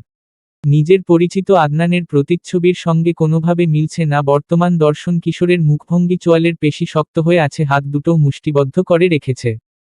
রুদ্রমূর্তি ধারণ করা আদনানকে দেখে প্রাণের প্রাণ ওষ্ঠাগত। ধীর কদমে প্রাণের কাছাকাছি এগিয়ে এলো আদনান। Very bad. তোমার এখানে আসা উচিত হয়নি। ঠান্ডা গলাটা যেন প্রতিধ্বনিত হলো কামরা জুড়ে। ঢোক গিলে নিজেকে শান্ত করার প্রচেষ্টা করে প্রাণ। আমতা আমতা করে মিনমিনে স্বরে বলে, আমি বাসায় যাব। আমার সিক্রেট কেউ একবার জেনে গেলে সে আর কোনোদিন ফিরতে পারে না মা। ইলা, ই, ফ, টেনে টেনে সুর করে কথাটা বলল আদনান। মানে, তুমি মজা করছো আমার সঙ্গে তাই না? ভয় লাগে? এবার সত্যিই ভয় লাগছে প্রাণের। শিরদাঁড়া বরাবর অনুভব করে ভয়ের শীতল স্রোত। গলাটাও শুকিয়ে কাঠ। নিঃশ্বাসের গতি বাড়তে থাকে ক্রমশ। কপাল বেয়ে টপটপ করে ঝরে পড়া ঘামে জবজবে হয়ে ভিজে উঠেছে পরনের জামাকাপড়। বিস্ময়কর দৃষ্টিতে আদনানকে পরখ করতে থাকে ও। তিরতির করে সারা শরীর কাঁপতে থাকা প্রাণের। আচমকা হো হো করে পুরো ঘর কাঁপিয়ে হেসে ফেলল আদনান। পেট চেপে ধরে নিচে বসে হেসেই চলেছে ও। ব্যাটা ইংরেজ কি এখন হেসে গড়াগড়ি খাবে নাকি মেঝেতে? হতবিহ্বল প্রাণ তখনও স্তম্ভিত হয়ে আছে। এত ভীতু কেন তুমি? আদনানকে স্বাভাবিকভাবে কথা বলতে দেখে ওষ্ঠাগত হওয়া প্রাণের প্রাণ বুঝি জায়গা মতো ফিরে গেল। তবে ভয়ের রেশ সুস্পষ্ট ওর মুখবিবরে। রাগে চেঁচিয়ে উঠে প্রাণ, আমি বাসায় যাব বিলেতি ইঁদুর। আর কখনোই আসব না। তোমার সঙ্গে কথাও বলবো না। রেগে গেলে তোমাকে আরো বেশি সুন্দর লাগে। টোটালি ইরিস্টেবল। একদম উল্টোপাল্টা কথা বলবে না আদনান। এসব কি? ইশারায় কাচের ভিতর থাকা রিভলভার দেখিয়ে জিজ্ঞেস করে প্রাণ। আমি বড় হয়ে আর্মি পুলিশ কিছু একটা হব। It's my aim in life. তাই এখন থেকে প্র্যাকটিস করছি। তাছাড়া এগুলো ফেক। রিয়েল রিভলভার আমি কোথায় পাবো? তবে জিম ইনস্ট্রুমেন্ট অবশ্য রিয়েল। আমাকে স্ট্রং হতে হবে তো নাকি? নয়তো তোমাকে আদর করব কিভাবে? ধীরে ধীরে কথাগুলো বলতে থাকে আদনান। শেষের কথার অর্থাৎভার করে লজ্জায় কুণ্ঠিত হয় প্রাণ। প্রসঙ্গ পাল্টাতেই তড়িঘড়ি করে বলে, চলো, আমার ভয় লাগছে এই রুমে। আম হিয়ার। আমার কাছে এসো। বুকের মধ্যে থাকো। আর ভয় লাগবে না। আদনানের বেহা কথাবার্তায় দৌড়ে পালিয়ে যেতে নিলে শাড়িতে অনভ্যস্ত প্রাণ উল্টে পড়ার জোগাড়। দুহাতে প্রাণকে ধরে সামলায় আদনান। আমিই তো। এত লজ্জা পাচ্ছ কেন? চুপ, এত অসভ্য কেন তুমি? প্রাণকে সোজা করে নিজের কাছাকাছি এনে দুহাতের অজলায় ওর মুখটা ধরে অস্ফুট স্বরে জিজ্ঞেস করে আদনান। একটা চুমু খায় তোমাকে? It's going to be last one. এরপর আর কোনোদিন চাইব না। না চাইতেও বুঝি সম্মতিসূচক মাথা নাড়ে প্রাণ। ব্যাস, অল্প বয়সী আবেগে ভেসে উষ্ণ চুম্বনে লিপ্ত হল দুই কিশোর কিশোরী। অনেকটা সময় একে অপরের ওষ্ঠে ডুবে থাকা আদনানের থেকে ছাড়া পেয়ে দ্রুত পদক্ষেপে জায়গাটা থেকে প্রস্থান করল প্রাণ। ওর পিছু পিছু আদনান বেরোনোর আগে আরও একবার তাকালো থরে থরে সাজানো রিভলভারের দিকে। তখন ওর চোয়াল আবারও শক্ত হতে দেখা গেল। Are you okay my life? ঘন হাসকি স্বরে জিজ্ঞেস করে আদনান। ঠোঁটের কোণে লেগে আছে এক টুকরো মুচকি হাসি। তুমি? হতবিহ্বল প্রাণ বিস্ফোরিত নেত্রে অপলকভাবে চেয়ে থাকে। কত বছর হলো যেন ওদের বিচ্ছেদের? চোখ বেয়ে আপনা আপনি গড়ায় অশ্রুবিন্দু। আমিই তো আলতোভাবে নিজের তর্জনী দ্বারা মুছে দেয় গড়িয়ে পড়া অশ্রু। কালো রঙের পোলো টি-শার্ট, নীল জিন্স, বাদামি আইরিশ সম্বলিত চোখ দুটো ঘাড় ছেড়ে বেশ খানিকটা নেমে আসা হালকা বাদামি চুলের এক যুবক দাঁড়িয়ে আছে প্রাণের ঠিক সামনে।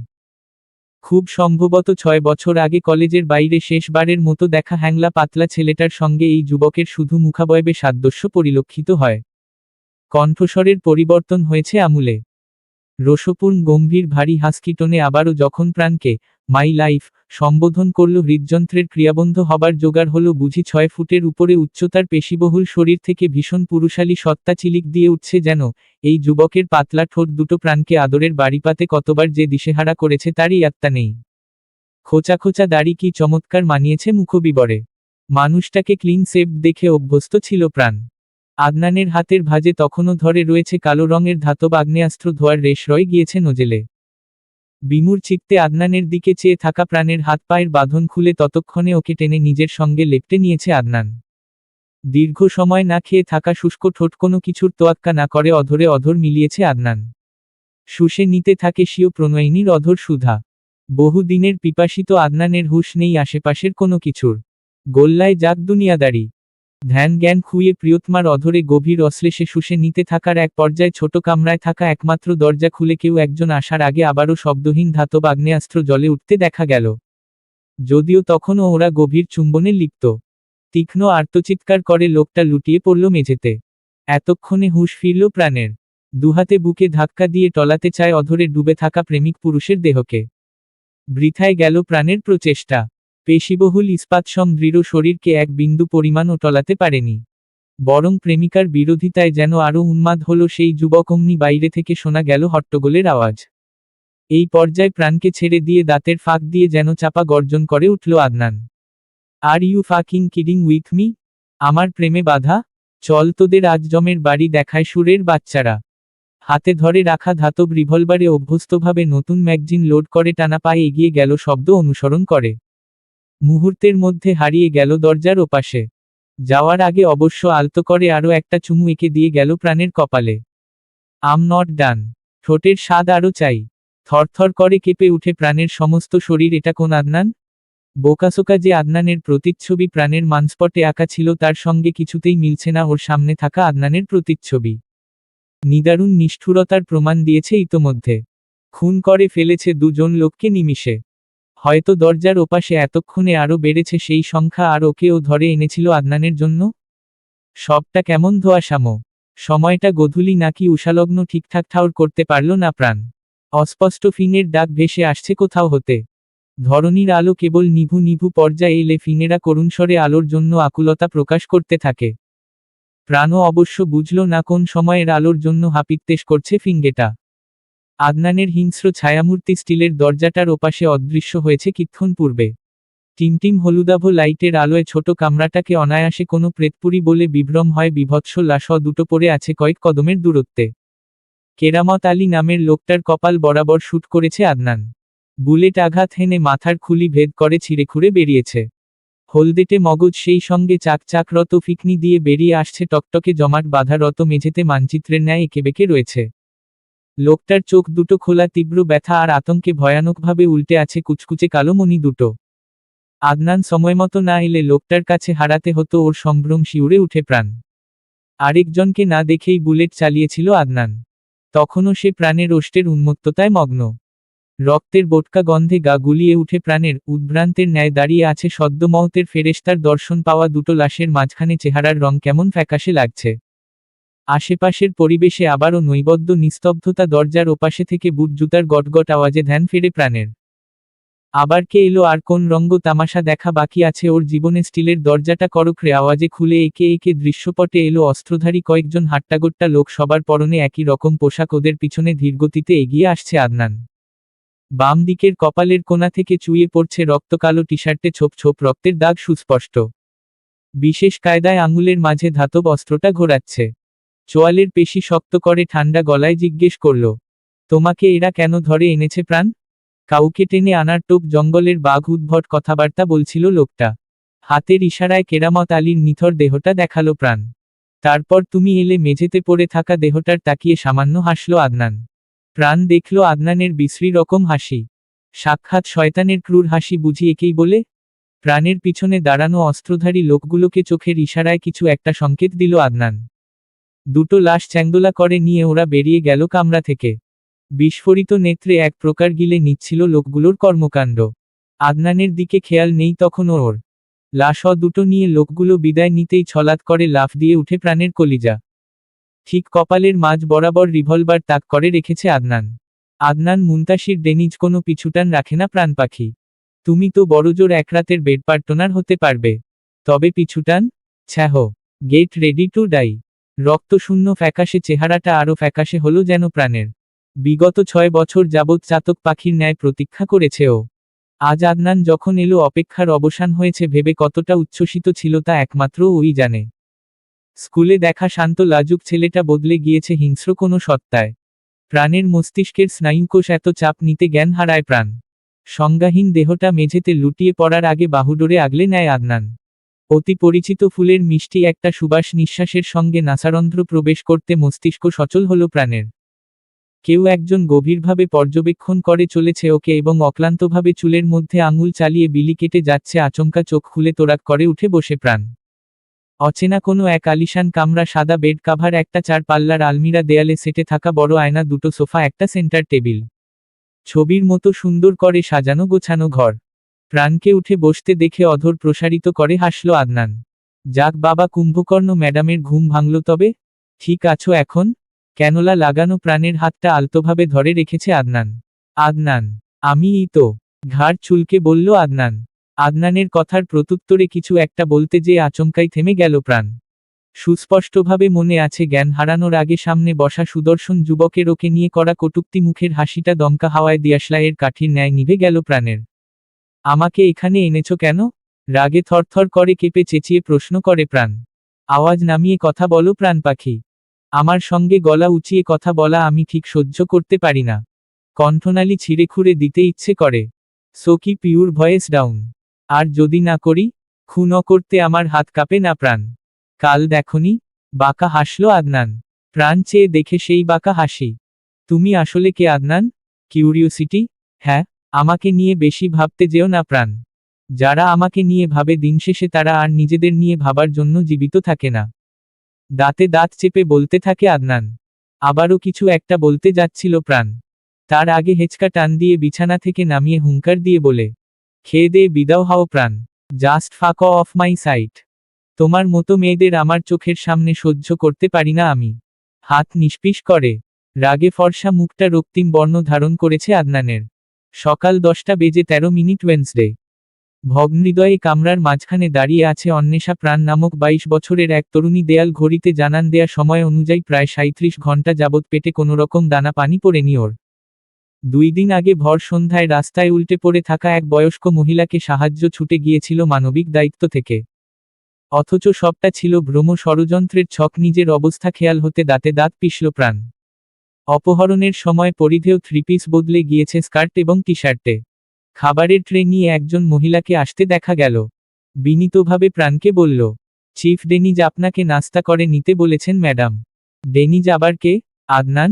গতকাল আদনানকে নিজের নামের সঙ্গে ডেনিজ বলতে শুনেছে ও। আবারও প্রাণকে আপন ভাবনায় ডুবে যেতে দেখে সামান্য গলা খাকারি দিল মহিলা। আপনি নাস্তা করে নিন ম্যাডাম, নয়তো চিফ অনেক রেগে যাবেন আমার উপর। চোখে মুখে ভয়ের আভাস স্পষ্ট দেখল প্রাণ। আপনাদের ওইসব 2 টাকার চিফকে আমি ভয় পাই না। আর আমার ড্রেস চেঞ্জ করেছে কে? সত্যিই ভয় পাও না? বুকের সঙ্গে দুহাত বেঁধে দরজায় হেলান দিয়ে দাঁড়িয়ে আছে আদনান।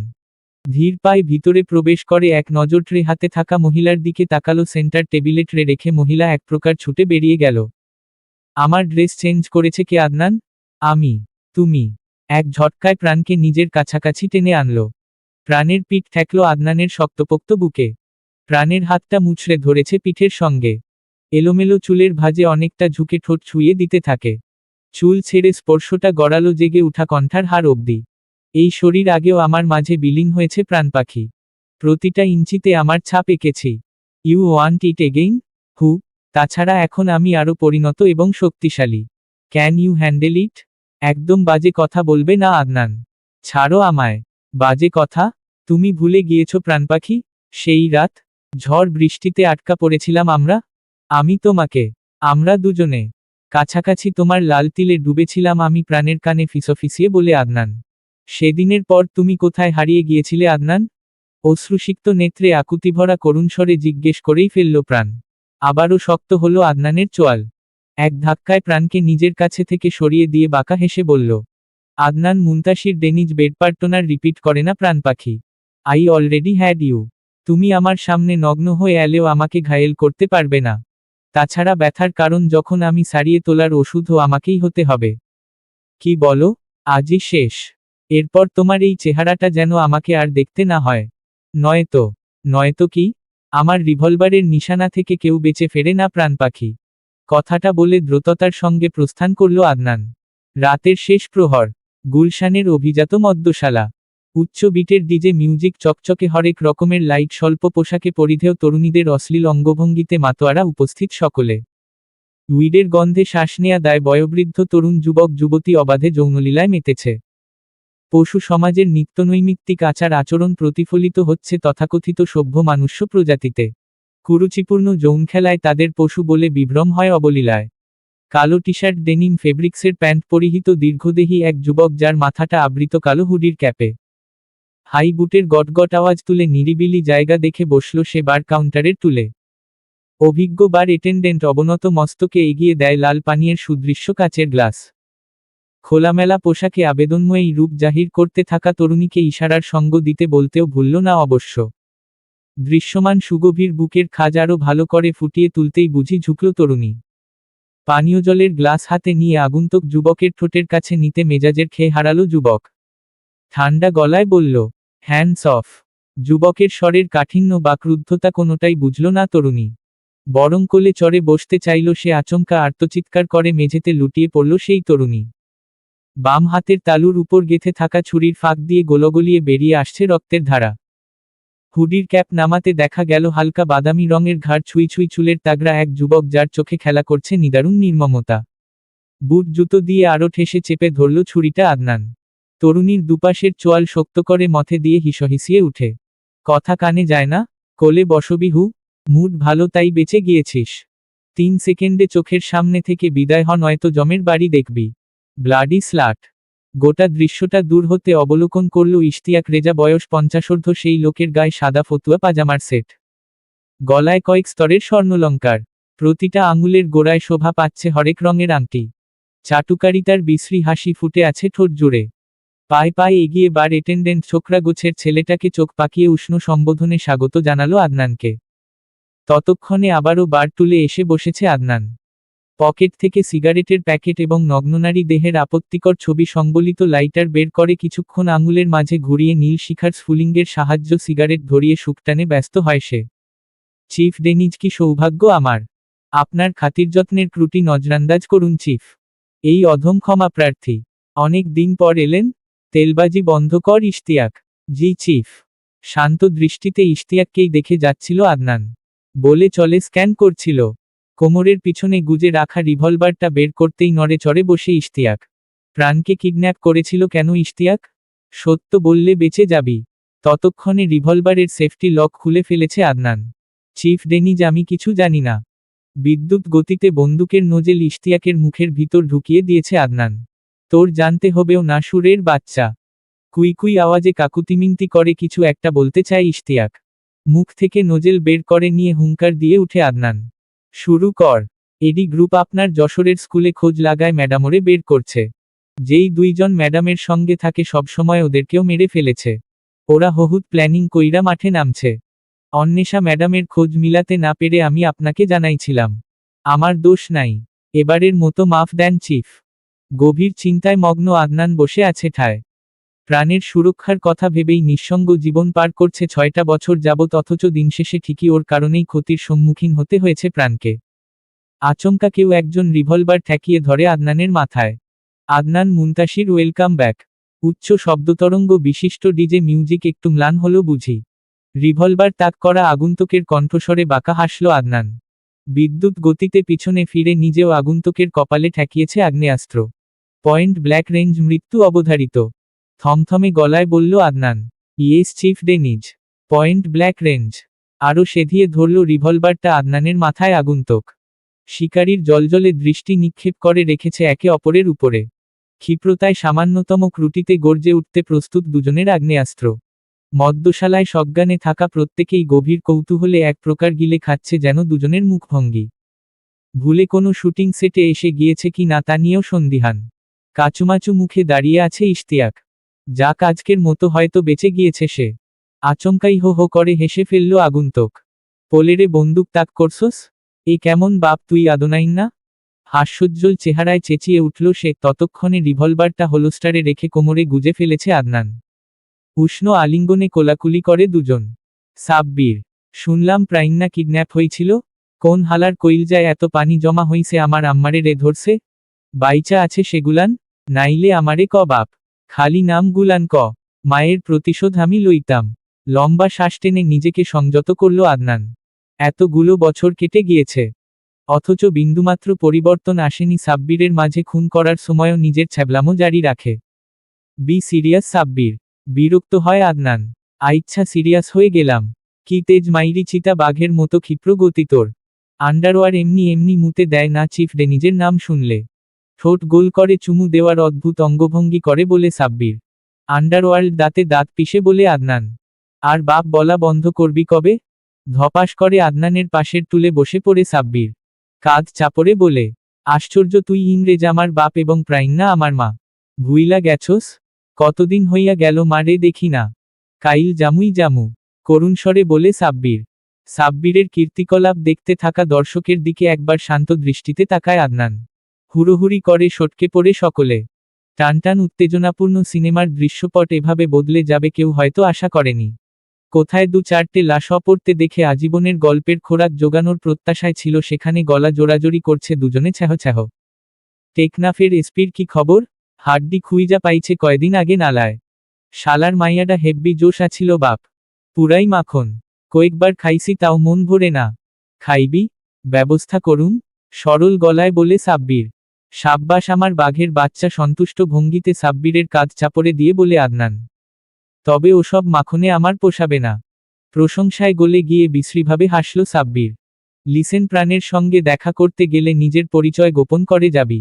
তোর আর আমার যোগাযোগ আছে, প্রাণ যেন কোনোভাবে জানতে না পারে। খবরদার ওর দিকে বাজে নজরে তাকাবি না। চোখ গেলে দেব একদম। আরও একবার সিগারেট ধরিয়ে শুকটানে ব্যস্ত হয় আদনান। রঙ্গ মুখ বেঁকিয়ে বিড়বিড় করে বলে সাব্বির। এডি গ্রুপ কিডন্যাপ করেছিল প্রাণকে। আমি পৌঁছাতে আর কিছু সময় দেরি করলে। কথাটা শেষ না করে আবারও ধুমায়িত শলাকায় টান দেয় আদনান। এখন কি করতে চাস? প্রাণ পাখি খাঁচায় বন্দি হবে এবার। তুমি ক্যাডা জানলে পাখি আটকাইব? স্বেচ্ছায় কোনো পাখি বন্দিনী হয়? বাঁকা হেসে প্রত্যুত্তর করে আদনান। উত্তপ্ত দুপুর। আদনানের সঙ্গে দেখা হবার পেরিয়েছে বেশ কিছু দিন। জীবনেও আর কাউকে সাহায্য করতে যাবে না প্রাণ। কানে ধরে তওবা করেছে।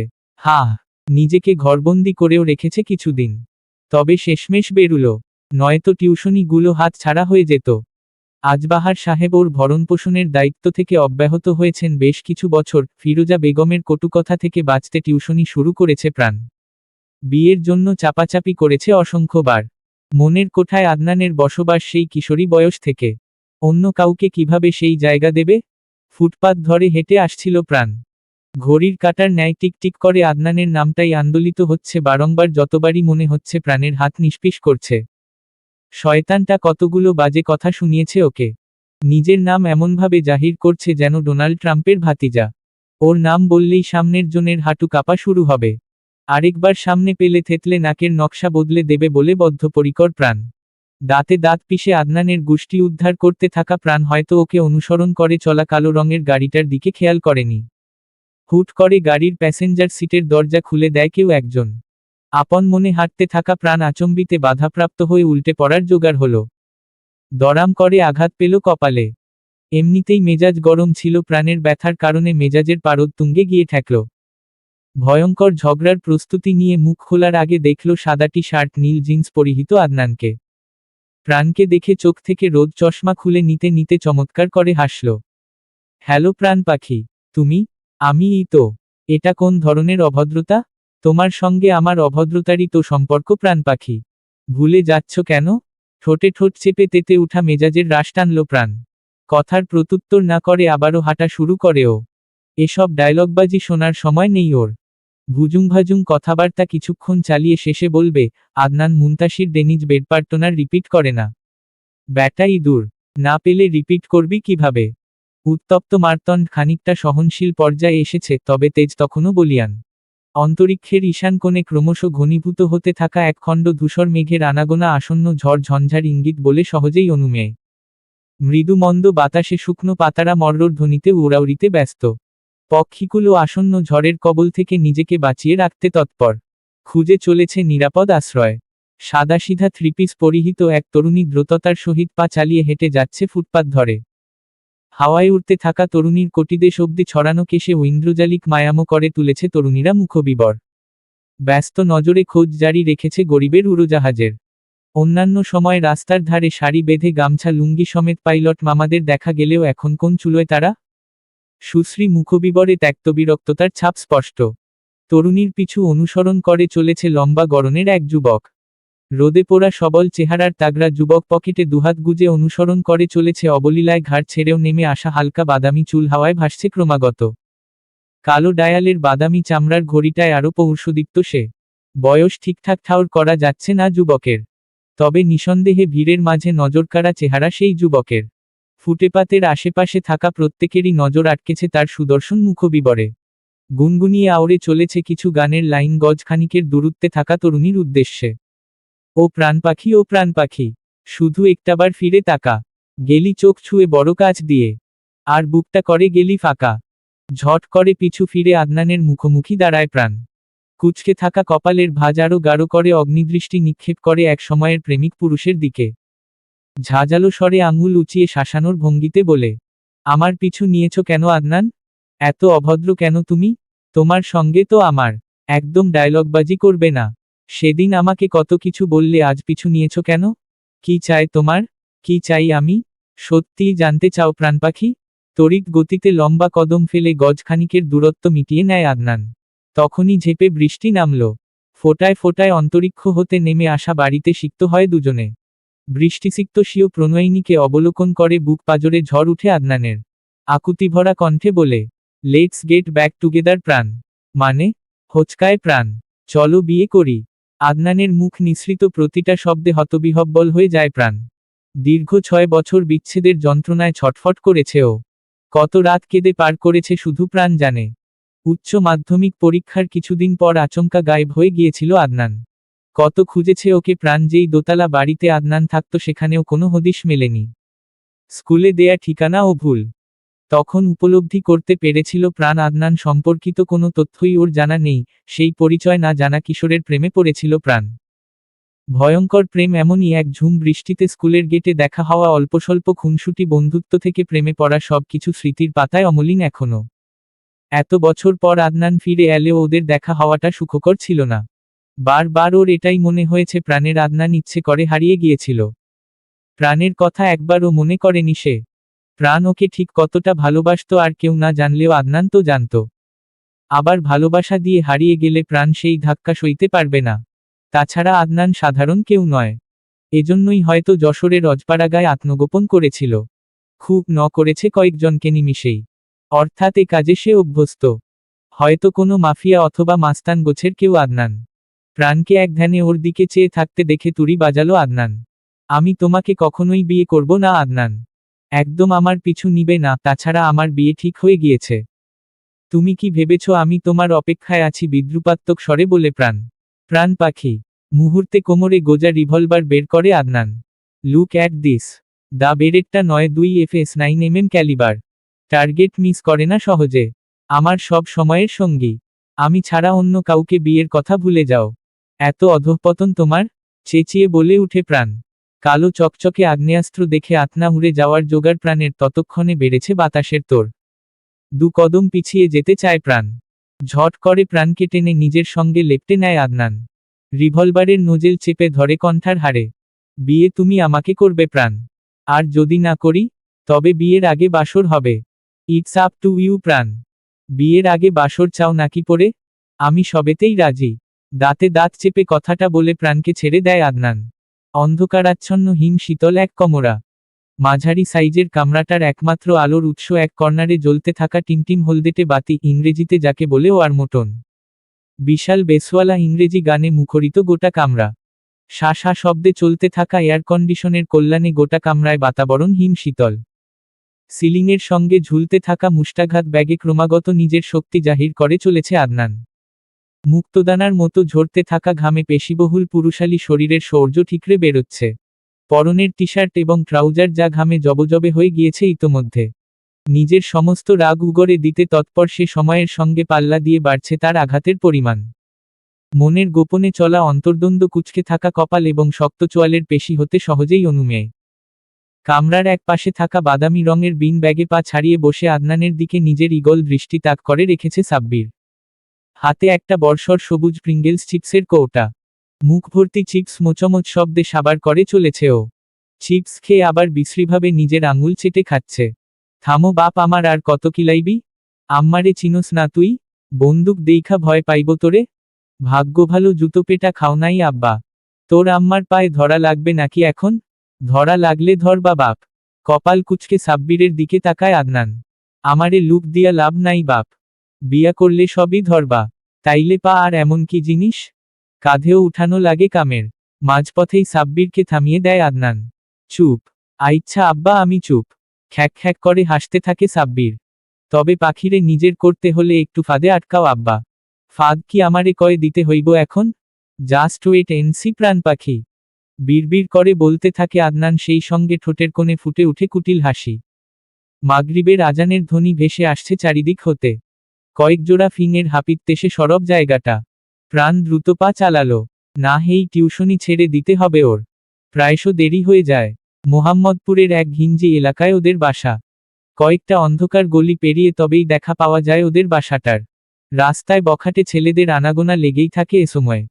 কিছুদিন আগে ওকে কিডন্যাপ করেছিল, এরকম গোধূলির আলো মুছে যাওয়ার পরই।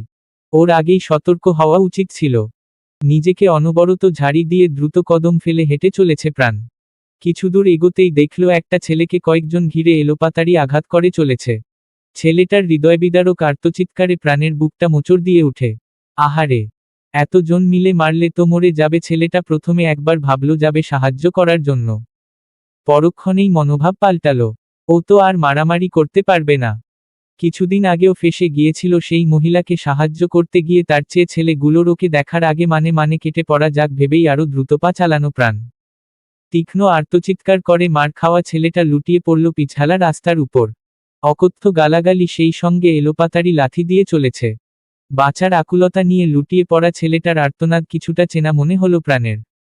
আরো মনোযোগ দিয়ে শুনে বুঝতে পারল এটা আদনান। আদনান এখানে কেন?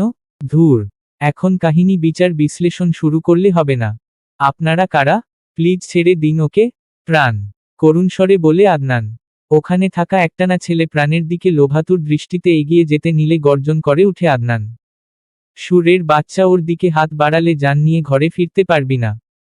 মুহূর্তের মধ্যে ছেলেটা ক্ষমাপ্রার্থনার ভঙ্গিতে হাঁটু গেড়ে আদনানের সামনে বসতে গেলে আবারও চোখ রাঙালো আদনান। হতবিহ্বল হয়ে গিয়েছে ছেলেটা। এই পর্যায়ে অন্য একজন ধরালো ছুরি দিয়ে আদনানের বুক বারবার আঘাত করতেই পালিয়ে গেল সকলে।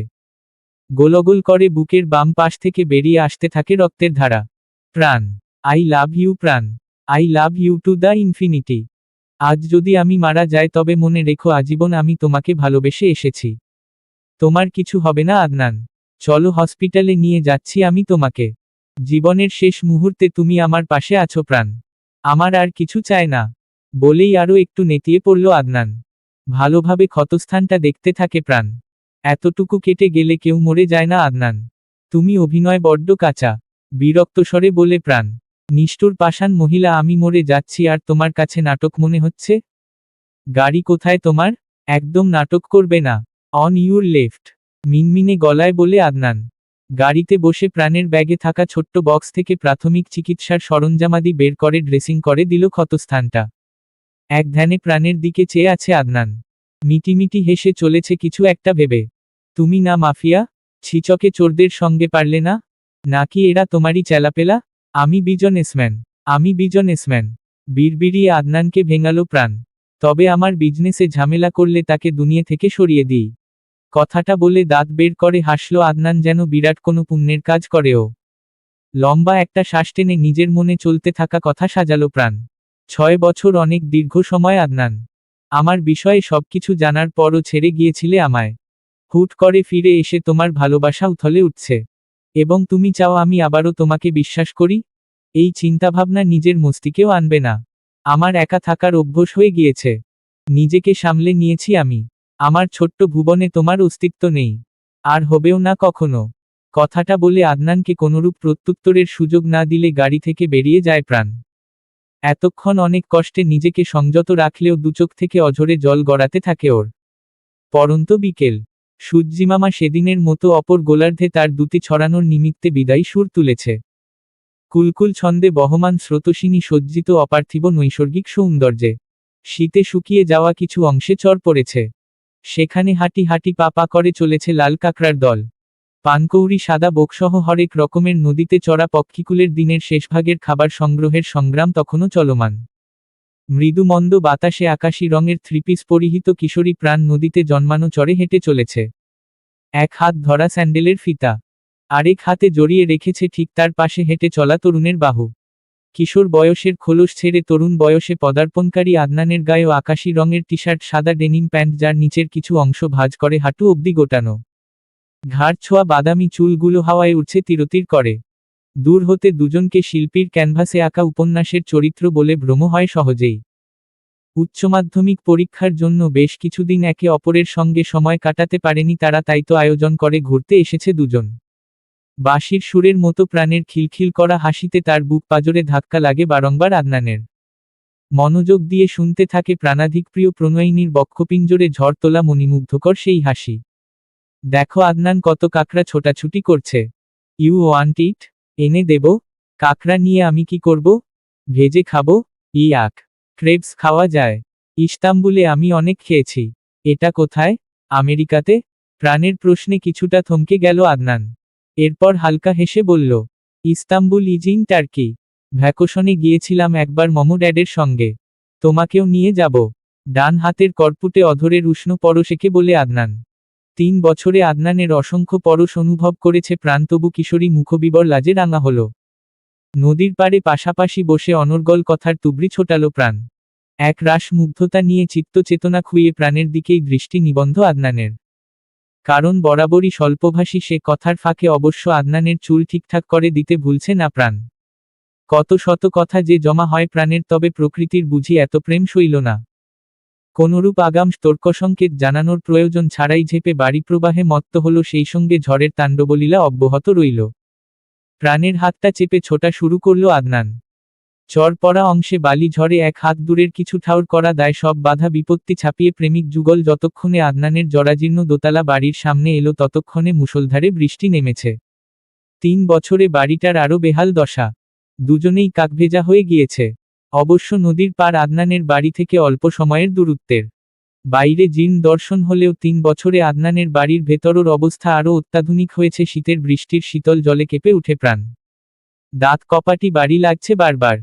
ওর অবস্থা দেখে হেসে ফেলল আদনান, তেতে উঠা মেজাজে চেঁচিয়ে উঠে প্রাণ। আমি ঠান্ডায় জমে আইসক্রিম হয়ে যাচ্ছি আর তুমি হাসছ? তুমি ড্রেস চেঞ্জ করে নাও। By the way, I love ice cream. এখন আমি জামা কাপড় কোথায় পাবো? এটা পরবে? নিজের টি শার্ট দেখিয়ে বলে আদনান। না, আমি জমে যাচ্ছি আর তুমি মজা নিচ্ছ আমার। ইঁদুর কোথাকার! কোথা থেকে হালকা গোলাপি টি শার্ট আর গোলাপি স্কার্ট এনে দিল কে জানে। সরু দৃষ্টিতে আদনানকে দেখতে থাকে প্রাণ। যেন পরে নিতে চায় কোথা থেকে মেয়েলি সামগ্রী হাজির করল সে। ঝগড়ার প্রস্তুতি নেয়ার পূর্বেই দুহাত উঁচু করে সারেন্ডার করার মতো করে আদনান মেকি ভীত কণ্ঠে বলে, কিছুদিন আগে শপিং মলে গিয়েছিলাম। এটা দেখে অনেক ভালো লেগেছিল আমার। It's a gift for you life. তবে আরও কিছু আছে এই ব্যাগে। সব তোমার জন্য। উপহার পেতে কার না ভালো লাগে। প্রফুল্লচিত্তে ছুটে গেল প্রাণ ব্যাগে থাকা কিছু একটা পরে নেবার জন্য। আয়নার সামনে দাঁড়িয়ে ভেজা চুল মুছে নিচ্ছে প্রাণ। কিশোরী গায়ে জড়িয়ে নেয়া গোলাপি টি শার্টে সদ্য স্ফুরিত গোলাপের ন্যায় লাগছে ওকে। তবে ওড়না না থাকার কারণে লজ্জায় চিবুক নামায়ও। পরনের ওড়নাটাও ভেজা। শালা হনুমান ইংরেজ এত কিছু কিনেছে অথচ ওড়না কিনেনি। দেয়ালে মাথা ঠুকে দেবে নাকি ও? তখনই দরজায় টোকা দিল আদনান। এইটুকু দৌড়ে এসে প্রাণ ঘুমিয়ে পড়ল কি না সেই ব্যাপারেও সন্দিহান। প্রাণ, তোমার কফি। It's getting cold. আসছি বলেও ঠায় দাঁড়িয়ে রইল প্রাণ। অবশেষে চুলগুলোকে সামনে এনে দুপাশে ছড়িয়ে বাইরে এলো ও। তখনও অস্বস্তি ভর করে আছে ওর ভেতরে। ইউর হাইনেস, সাজগোজ শেষ হলো তবে? কাছে গিয়ে আদনানের বাহুতে চটাস করে একটা থাপ্পড় বসিয়ে দেয় প্রাণ। তবে আদনানের চাহনি বলে দিচ্ছে কোথাও একটা গরমিল হয়েছে। ওড়নার ব্যাপারটা ঠিক ধরতে পারেনি ও। বাইরে তখন ঝুম বৃষ্টি। মেঘের সংঘর্ষণের শব্দে ধরণী উত্তাল। হুট করে আবদার করে বসে প্রাণ আদনানের কাছে গিটার বাজানো শিখবে ও। ব্যাস, প্রাণের আদুরে কণ্ঠে গলে গিয়ে তড়িৎ গতিতে নিয়ে এলো গিটার। কয়েকবার দেখিয়েও দিল। মাথামোটা প্রাণের মাথায় সেসব কিছুই গেল না। শেষমেশ হাল না ছেড়ে আরেকটু এগিয়ে গেল প্রাণের সন্নিকটে। ঠিক ততটুকু এগোলো যতটুকুতে 1 ইঞ্চিও তফাৎ রইল না দুজনের মধ্যে। আচমকাই প্রাণকে নিজের কোলে উঠিয়ে নেয় আদনান। পিছনে থেকে গিটারের স্ট্রিয়ে হাত রেখে সুর তুলে আদনান। অপরিচিত কোনো বাংলা গানের সুর মনোযোগ দিয়ে শুনতে প্রাণ সুরের অর্থোদ্ধারে সক্ষম হলো। আমরা দুজন কি মিষ্টি ভীষণ। ভেবেছ কি তা কোনোদিন? আমরা দুজন ছবির মতন। একসাথে গল্প রঙিন। হয়তো একটু আলাদা রকম। হয়তো খুব সাধারণ। আমরা দুজন কি গল্প রঙিন। আদুরে বিড়াল ছানার ন্যায় আদনানের বুকে লেপ্টে রইল প্রাণ। মনোযোগ দিয়ে শুনতে থাকে আদনানের আঙুলের দক্ষতায় গিটারে তোলা প্রতিটা সুরের ঝংকার। তবে বেশিক্ষণ চুপ করে থাকতে পারল না প্রাণ। ওরা দুজনে অনেক কাছাকাছি। আদনানের থুতোতে গিয়ে ঠিকেছে প্রাণের কাঁধে। গরম নিঃশ্বাসের ছটা আছড়ে পড়ছে গলার ভাঁজে। মোচড়ামুচড়ি করে ছাড়া পেতে তৎপর হল প্রাণ আদনানের বাহুডোর হতে। প্রাণের অস্থিরতা অনুমান করে আরও চেপে ধরল নিজের সঙ্গে আদনান। মেয়েলি কায়ার সুবাসে মোহিত আবেশিত ও। মুখ ডোবালো চুলের ভাঁজে। ক্রমশ তীব্রতা লাভ করে সেই স্পর্শ। আকুলতা নিয়ে জিজ্ঞেস করে আদনান, একটা চুমু খেলে রেগে যাবে মাই লাইফ?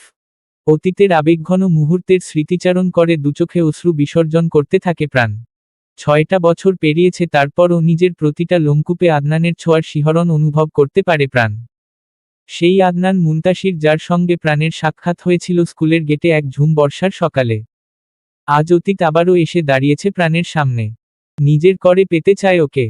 কি করবে প্রাণ মনের দ্বিধাবোধ কাটিয়ে উঠতে পারে না ও। মন খারাপ ভাবটা কাটাতে বারান্দায় গিয়ে দাঁড়ালো ও। ঝুল কালো অন্ধকার নেমে এলেও অবয়বটা চিনতে বিন্দুমাত্র ভুল হয় না প্রাণের। কালো গাড়িটায় হেলান দিয়ে ওর বারান্দার দিকে তাকিয়ে থাকা যুবকের স্মৃতিচারণেই তো বিভোর ছিল প্রাণ। ঢাকার এক ঘিঞ্জি এলাকার অন্ধকারাচ্ছন্ন গলিতে দাঁড়িয়ে আছে আদনান। সামনে ওর হবু শ্বশুর বাড়ি। একটু আগে বারান্দায় সিও প্রেয়সীকে দাঁড়িয়ে থাকতে দেখেছে। আদনান নিশ্চিত এখনই কোমর বেঁধে ঝগড়াঝাটি করতে ছুটে আসবে ওর প্রেয়সী। তবে বেশিক্ষণ সময় নেওয়া যাবে না। মায়ানমার থেকে কিছু ক্লায়েন্ট আসবে। শত হলেও ও বিজনেসম্যান। রোড সাইড রোমিওগিরি করে ফিরলে ওর ইমেজ তো ধ্বংস বিধ্বংস হয়ে যাবে। আদনানের ভাবনার সুতোয় টান পড়ল প্রাণের, তারস্বরে চেঁচিয়ে উঠাতে, হাহ কান দুটো বুঝি অকালেই হারাতে হবে আদনানকে। প্রাণ এত চিৎকার শিখল কবে? আদুরে বিড়াল ছানার মতো আদনানকে ভালোবাসত সেই প্রাণ কোথায় হারিয়ে গিয়েছে? 6 বছরে ঝগড়ুটে হয়ে গিয়েছে মেয়েটা। কালো পোশাকটা কি সুন্দর মানিয়েছে মেয়েটার গায়ে। দাঁত দাঁত চেপে কটমট দৃষ্টিতে আদনানকে ভস্ম করে দেবে এমন চেহারায়ও প্রাণকে কি সুন্দর আদুরিনী লাগছে। রাগে ঠোঁট দুটো কাঁপছে তিরতির করে। একটা চুমু খেতে পারলে ভালো হতো। কাঁপাকাঁপি কমে যেত মেয়েটার। প্রাণের অগ্নিদৃষ্টির তোয়াক্কা না করে বেহায়ার মতো আদনানকে মিটিমিটি হাসতে দেখে ব্রহ্মতালু জ্বলে উঠে প্রাণের। কি আশ্চর্যরকম বেহা! কথা বলছো না কেন? এখানে কি চাই তোমার? তোমার সাহসে বলিহারি বাড়ি অবধি চলে এসেছো? এত জোরে চেঁচাচ্ছে কেন প্রাণপাখি? তোমাকে দেখার তৃষ্ণা জেগেছিল বলেই তো এলাম। বাই দা ওয়ে, তুমি এখানে এলে কেন? আমাকে তোমার বাসায় নিতে চাও? জামাই আদর করবে নাকি? তবে আজ যেতে পারবো না প্রাণপাখি। খালি হাতে হবু শ্বশুর বাড়ি যেতে নেই জানো না? আদনান আবারও চেঁচিয়ে উঠে প্রাণ। ইয়েস মিস প্রাণ, বলুন। আপনার জন্য এই আনোদান মুনতাসির সদা নিবেদিত। কুর্নিশ করে বলে আদনান, আমি তোমাকে বিয়ে করব না। আমার পিছু নেয়া বাড়ির সামনে এসে দাঁড়িয়ে থাকা কোনো কিছুতেই কাজ হবে না। তোমার জন্য কোনো অনুভূতিও অবশিষ্ট নেই। ছ্যাঁচড়ামি বন্ধ করো। সত্যিই নেই প্রাণ? আমার চোখে চোখ রেখে বলো তবে। ব্যথিত কণ্ঠে বলে আদনান। খুব সর্তপনে মনোমধ্যে চলা অন্তর্দ্বন্দ্বের রাশ টেনে নিজেকে সংযত করল প্রাণ। কিছুটা এগিয়ে গেল আদনানের দিকে। দুজনের দূরত্ব কমে অনেকাংশেই। আদনানের চোখের দিকে চেয়ে দৃঢ়কণ্ঠে বলে, নেই। ছোট বয়সের আবেগের গলা টিপে শেষ করেছি আমি। আর কখনো আসবে না আমার সামনে। Get lost. ওকে। ছোট্ট করে প্রত্যুত্তর করে গাড়ির ড্রাইভিং সিটে বসে গমগমে স্বরে আদনান স্বগতোক্তি করে। আর যদি তুমি আমার সামনে আসো আই উইল শুট ইউ প্রাণ। কথাটা বলে গাড়ি নিয়ে চলে গেল Adnan. I will shoot you বানর মুখো আমার ঠেকা পড়েছে তোর সামনে যাবার বিড়বিড় করে আদনানকে ভেঙালো প্রাণ। গোধূলির আলো নিভে যাবার আগে প্রাণ বেরোলো নতুন টিউশনি থেকে। সোহা নামের বাচ্চাটাকে নতুনই পড়ানো শুরু করেছে প্রাণ। এত দুষ্টু বাচ্চাটা প্রাণের রীতিমতো ঘাম ঝরে যায় মেয়েটাকে পড়াতে। প্রায় দিনই সন্ধ্যা হয়ে আসে। টাকার পরিমাণও বেশি। তাই তো চাইলেও ছাড়তে পারে না টিউশনিটা প্রাণ। মাগরিবের আজান পড়ে গিয়েছে ততক্ষণে। রাস্তাও জনমানবহীন। আজ আবার কার পাল্লায় যে পড়ে সবই কপাল। হুট করে থমকে দাঁড়ালো প্রাণ। এই প্রাণীর অপেক্ষায় তো প্রাণ ছিল না। দাঁত খিচিয়ে চেয়ে আছে প্রাণের দিকে। কতদিনের অভুক্ত উপরওয়ালার জানেন পাশ কাটিয়ে আস্তে করে হেঁটে চলে যেতে উদ্যত হয়েও। যেন চতুষ্পদ এই জন্তুর কোনো অস্তিত্বই নেই আশেপাশে। তবে সেই প্রাণীর মর্জি ভিন্ন। ঘেউ ঘেউ করে তাদের স্বজাতি আরও কিছু ভাই ব্রাদারকে জানান দিল যেন, ওরে কে কোথায় আছিস আজকের দিনের বখরা হাজির জলদি আয়। লেজ নাড়তে নাড়তে নানা বর্ণের উচ্চতার কয়েকজন ছুটে এলো নিমিষেই। প্রাণও বুঝল যেন ওদের ভাষা। কাঁধের ব্যাগ চেপে উল্টো দিকে ছোটা শুরু করল মুহূর্তে। ব্যাস কুকুরগুলাও সুযোগ পেয়ে ছোটা শুরু করল প্রাণের পিছনে। রুদ্ধশ্বাসে দৌড়ে চলেছে প্রাণ। পিছু ফিরে সময় নষ্ট করার মতো সময়ও ওর নেই। আজ কামড় খাওয়া থেকে বেঁচে ফিরলে আর টিউশনি করাবে না ও। একটা কালো রঙের বাইক দাঁড়িয়ে আছে রাস্তার ধারে। দূর থেকে বাইকটাকে দেখতে কিছুটা বুনোমোষ বলে ভ্রম হয়। দৌড়ে এসে বর্ষর বাইকটার পিছনে নিজেকে আড়াল করে বসেই পড়ল প্রাণ। শ্বাস ফুলে উঠছে ক্রমাগত। ততক্ষণে কুকুরগুলাও এসে দাঁড়িয়েছে বাইকের সামনে। আক্রমণের জন্য পুরোপুরি প্রস্তুত তারা। ব্যাগটা বুকের সাথে চেপে ভীত খরগোশের মতো চোখ দুটো খিচে বন্ধ করে রাখে প্রাণ, যেন ওর চোখ বন্ধ বলে আর কেউ ওকে দেখতে পাবে না। আচমকা এক পুরুষালী কণ্ঠ প্রতিধ্বনিত হলো যেন আশেপাশে। ভারী কণ্ঠে কুকুরগুলোকে ধমকে ইটের টুকরো কুড়িয়ে ছুঁড়ে দিতেই লেজ তুলে পালালো ওগুলো। অপরিচিত আগন্তুকের কণ্ঠস্বরে উঠে দাঁড়ালো প্রাণ। বেশ লম্বা চওড়া এক যুবক, বয়স খুব বেশি হলে 28 বা 29। পরিধেয় আটসাটো কালো টি শার্ট ফুরে বেরিয়ে আসছে চাইছে পেশিবহুল শরীর। কালো বেল্টের মানানসই একটা ঘড়ি লোমশ কবজিতে মানিয়েছে চমৎকার। অন্য হাতে কয়েক রকমের রিস্টোলেট, গলায় উকি দিচ্ছে হোয়াইট গোল্ডের লোকেটস্মিথ চেইন। সোডিয়াম বাতির আলোয় যুবকের অবয়ব বোঝা গেলেও চেহারাটা ঢেকে আছে কালো হেলমেটের আড়ালে। হাঁপাতে হাঁপাতে প্রাণ বলে, থ্যাঙ্কস, আপনি না এলে কি যে হতো। জবাবে যুবক একটু হাসল। ঠোঁটের হাসিটা দেখা না গেলেও চোখের কোণে কুঁচকে যাওয়া অংশ দেখে বুঝল প্রাণ। আমি না এলে অন্য কেউ আসতো। আফটার অল কাইকে সাহায্য করাটা আমাদের মানবিক দায়িত্ব। মিস অন্বেষা। শুধুই অন্বেষা? অন্বেষা প্রাণ। কিছু মানুষ তাদের নামের মতো সুন্দর হয়। এতদিন বিশ্বাস না করলেও আজ করতেই হলো মিস অন্বেষা প্রাণ। জবাবে কিছু বলল না প্রাণ। এই ধরনের সস্তা ফ্লার্টিংয়ে ভীষণ বিরক্ত লাগে ওর কাছে, চোখে মুখেও ফুটে উঠল বিরক্ত ভাব। যুবক বুঝি সহজেই ধরে ফেলল ওর হাবভাব। বাঁকা হেসে ডান হাতটা করমর্দনের জন্য বাড়িয়ে দিয়ে বলল, অরণ্য জুহাইয়ের। হাত মিলানোর উদ্দেশ্যে বাড়িয়ে রাখা হাতের দিকে চেয়ে মিষ্টি করে হাসল প্রাণ। এর অর্থ হাত হাত মিলানোর মতো পরিচিত আমরা নই। ধন্যবাদ অরণ্য সাহেব, আবারও। আজ আসি তবে। ঝটপট প্রস্থান করল জায়গাটা থেকে প্রাণ। হাতটা গুটিয়ে নিয়ে বাইক স্টার্ট দেওয়ার আগে বাঁকা হাসল অরণ্য। তখনও অস্পষ্ট দৃশ্যমান প্রাণের অবয়ব। ইন্টারেস্টিং। সময়টা বর্ষাকাল। আকাশ ছিঁড়ে বর্ষণ নামে হুটহাট আদনানের সঙ্গে প্রাণের দেখা হয়েছে সপ্তাহখানিক আগে। এরপর অবশ্য আদনানের মুখদর্শন মেলেনি প্রাণের। মন খারাপ কিছুটা প্রশমিত করতে বেরিয়েছে প্রাণ। আর মন খারাপের টনিক হিসেবে ফুচকা সবথেকে উপযোগী। ঝাল ঝাল 2-4 প্লেট ফুচকা সাবার করে ফেলতে পারলেই প্রাণের মন খারাপ হাওয়ায় উড়ে যাবে ও নিশ্চিত। বেরোনোর আগে নিজেকে একটু সাজাতে মন চাইল প্রাণের। একটা কালো লং গাউন পরে নিল ও। মোটা করে কাজল, এক জোড়া কালো পাথরের দুল। ব্যাস, সাজগোজ শেষ। নিজেকে সচরাচর খুব একটা পছন্দ না হলেও আজ ওকে দেখতে ভালো লাগছে, ড্রেসটা মানিয়েছে খুব। বসার ঘরে ফিরোজা বেগম ওকে দেখে মুখ বেঁকিয়ে বিড়বিড় করে কিছু একটা বলে আবারও মনোযোগ দিল টেলিভিশনে। প্রাণ ও তোয়াক্কা করে না ফিরোজার মেজাজের। এসবে অভ্যস্ত সে। ফুচকাওয়ালা মামার কাছে এসে ঝাল করে 1 প্লেট ফুচকার কথা বলে আশপাশটা দেখছিল প্রাণ। অদূরে কিছু পথশিশুরা হাসাহাসি করছে খুব। এদের কারো হাতে ফুল সমেত ছোট বালতি, কারো হাতে শশা বা আমরা কুচিয়ে রাখা গামলা, কেউ বা বাদাম বুটের ঝুড়ি হাতে দাঁড়িয়ে আছে। দৃশ্যটা দেখতে ভালো লাগছে প্রাণের। বাচ্চাগুলোর মায়ামো উচ্ছল হাসি সকলেরই অল্প বিস্তর মনোযোগ আকর্ষণ করেছে। আর একটু খেয়াল করতেই নজরে এলো তাদের আনন্দের বিষয়টা। প্রত্যেকের হাতে বর্ষর প্যাকেট, সম্ভবত জামাকাপড়েরই। হাতে আবার খাবারের প্যাকেটও আছে। বাচ্চাগুলোর মন ভালো করার ছোট্ট প্রয়াসে শ্রদ্ধাবোধ আর ভালোলাগা কাজ করে প্রাণের অন্তরে। তবে বাচ্চাদের কাছে আরও একজন আছেন। সম্ভবত তিনিও মুগ্ধ নেত্রে অবলোকন করে চলেছেন বাঁধভাঙা হাসির ঝলক। কুকুরের তাড়া খেয়ে লুকিয়েছিল সেই কালো রঙের বাইকটা দেখে আন্দাজ করতে পারে কে হতে পারে। আজও লোকটার মুখবিবর ঢাকা কালো হেলমেটের আড়ালে।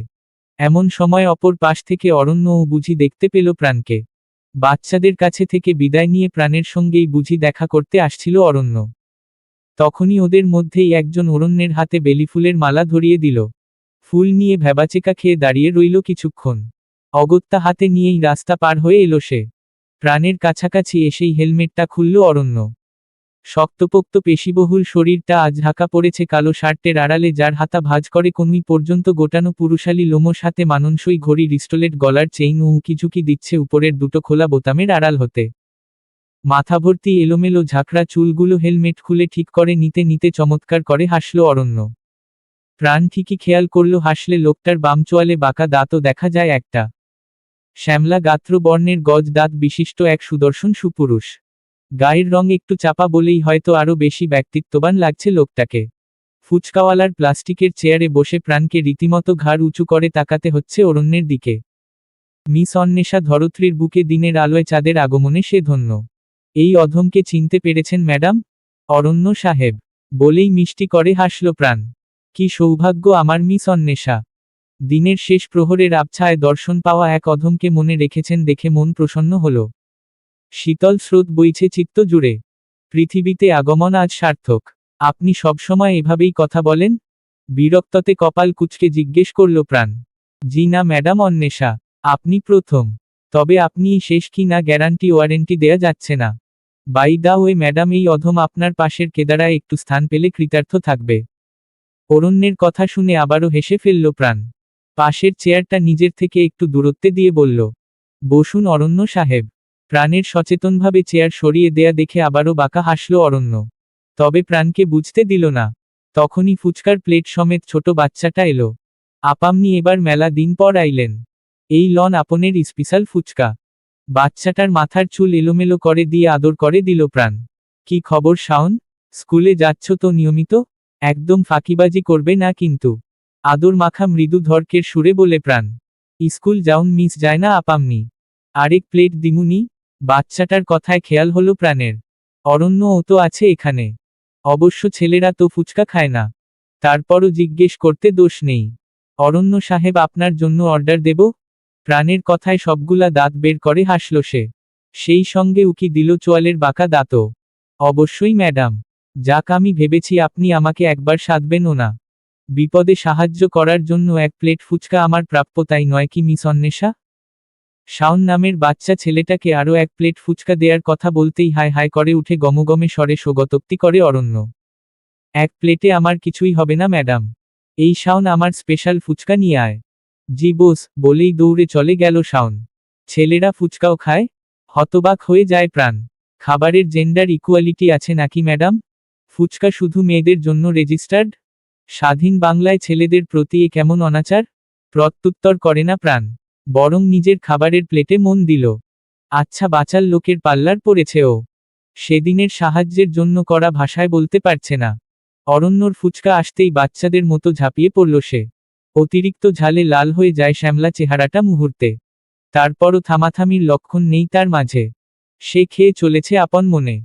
প্রাণের হতবিহ্বল দৃষ্টিতেও কোনো প্রকার হেলদোল নেই। নিমিষেই কয়েক প্লেট ফুচকা সাবার করে ফেলেছে সে। ফুচকার ঝালে প্রাণের অবস্থাও খারাপ। অরণ্য হয়তো বুঝল।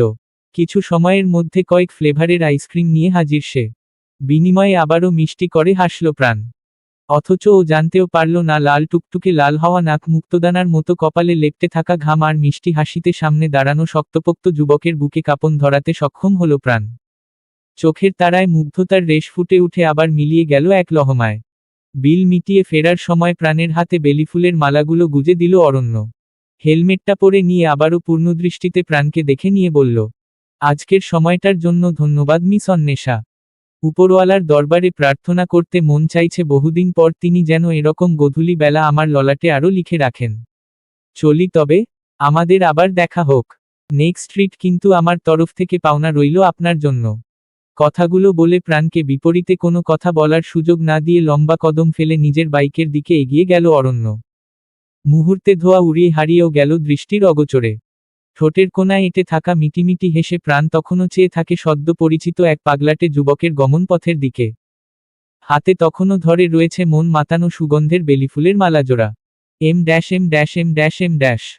অন্ধকারাচ্ছন্ন হিম বাতাবরণ বিরাজমান কামরায় শরীর চর্চায় ব্যস্ত আদনান। ক্রমাগত নেয়া ভারী পুরুষালী শ্বাস প্রশ্বাস দেয়ালে বাধাপ্রাপ্ত হয়ে প্রতিধ্বনিত হচ্ছে গোটা কামরা জুড়ে। সুবিন্যস্ত বাইসেপস ঘেমে নিয়ে একাকার। শিরা উপশিরা আরও ফুলে ফেপে উঠেছে। ধ্যান জ্ঞান চিত্ত চেতনা জুড়ে প্রাণের খেয়াল আরও ত্বরান্বিত করতে থাকে আগ্নেয়গিরির স্ফুলিঙ্গের ন্যায় রাগের পারদ। আদৌ কখনো বুঝবে প্রাণ ওকে? ভাগ্যের নিঠুর পরিহাসেই তো এই অভিশপ্ত জীবনযাপন করে চলেছে আদনান। সেখানে ভালোবাসার কোনো সুযোগ নেই।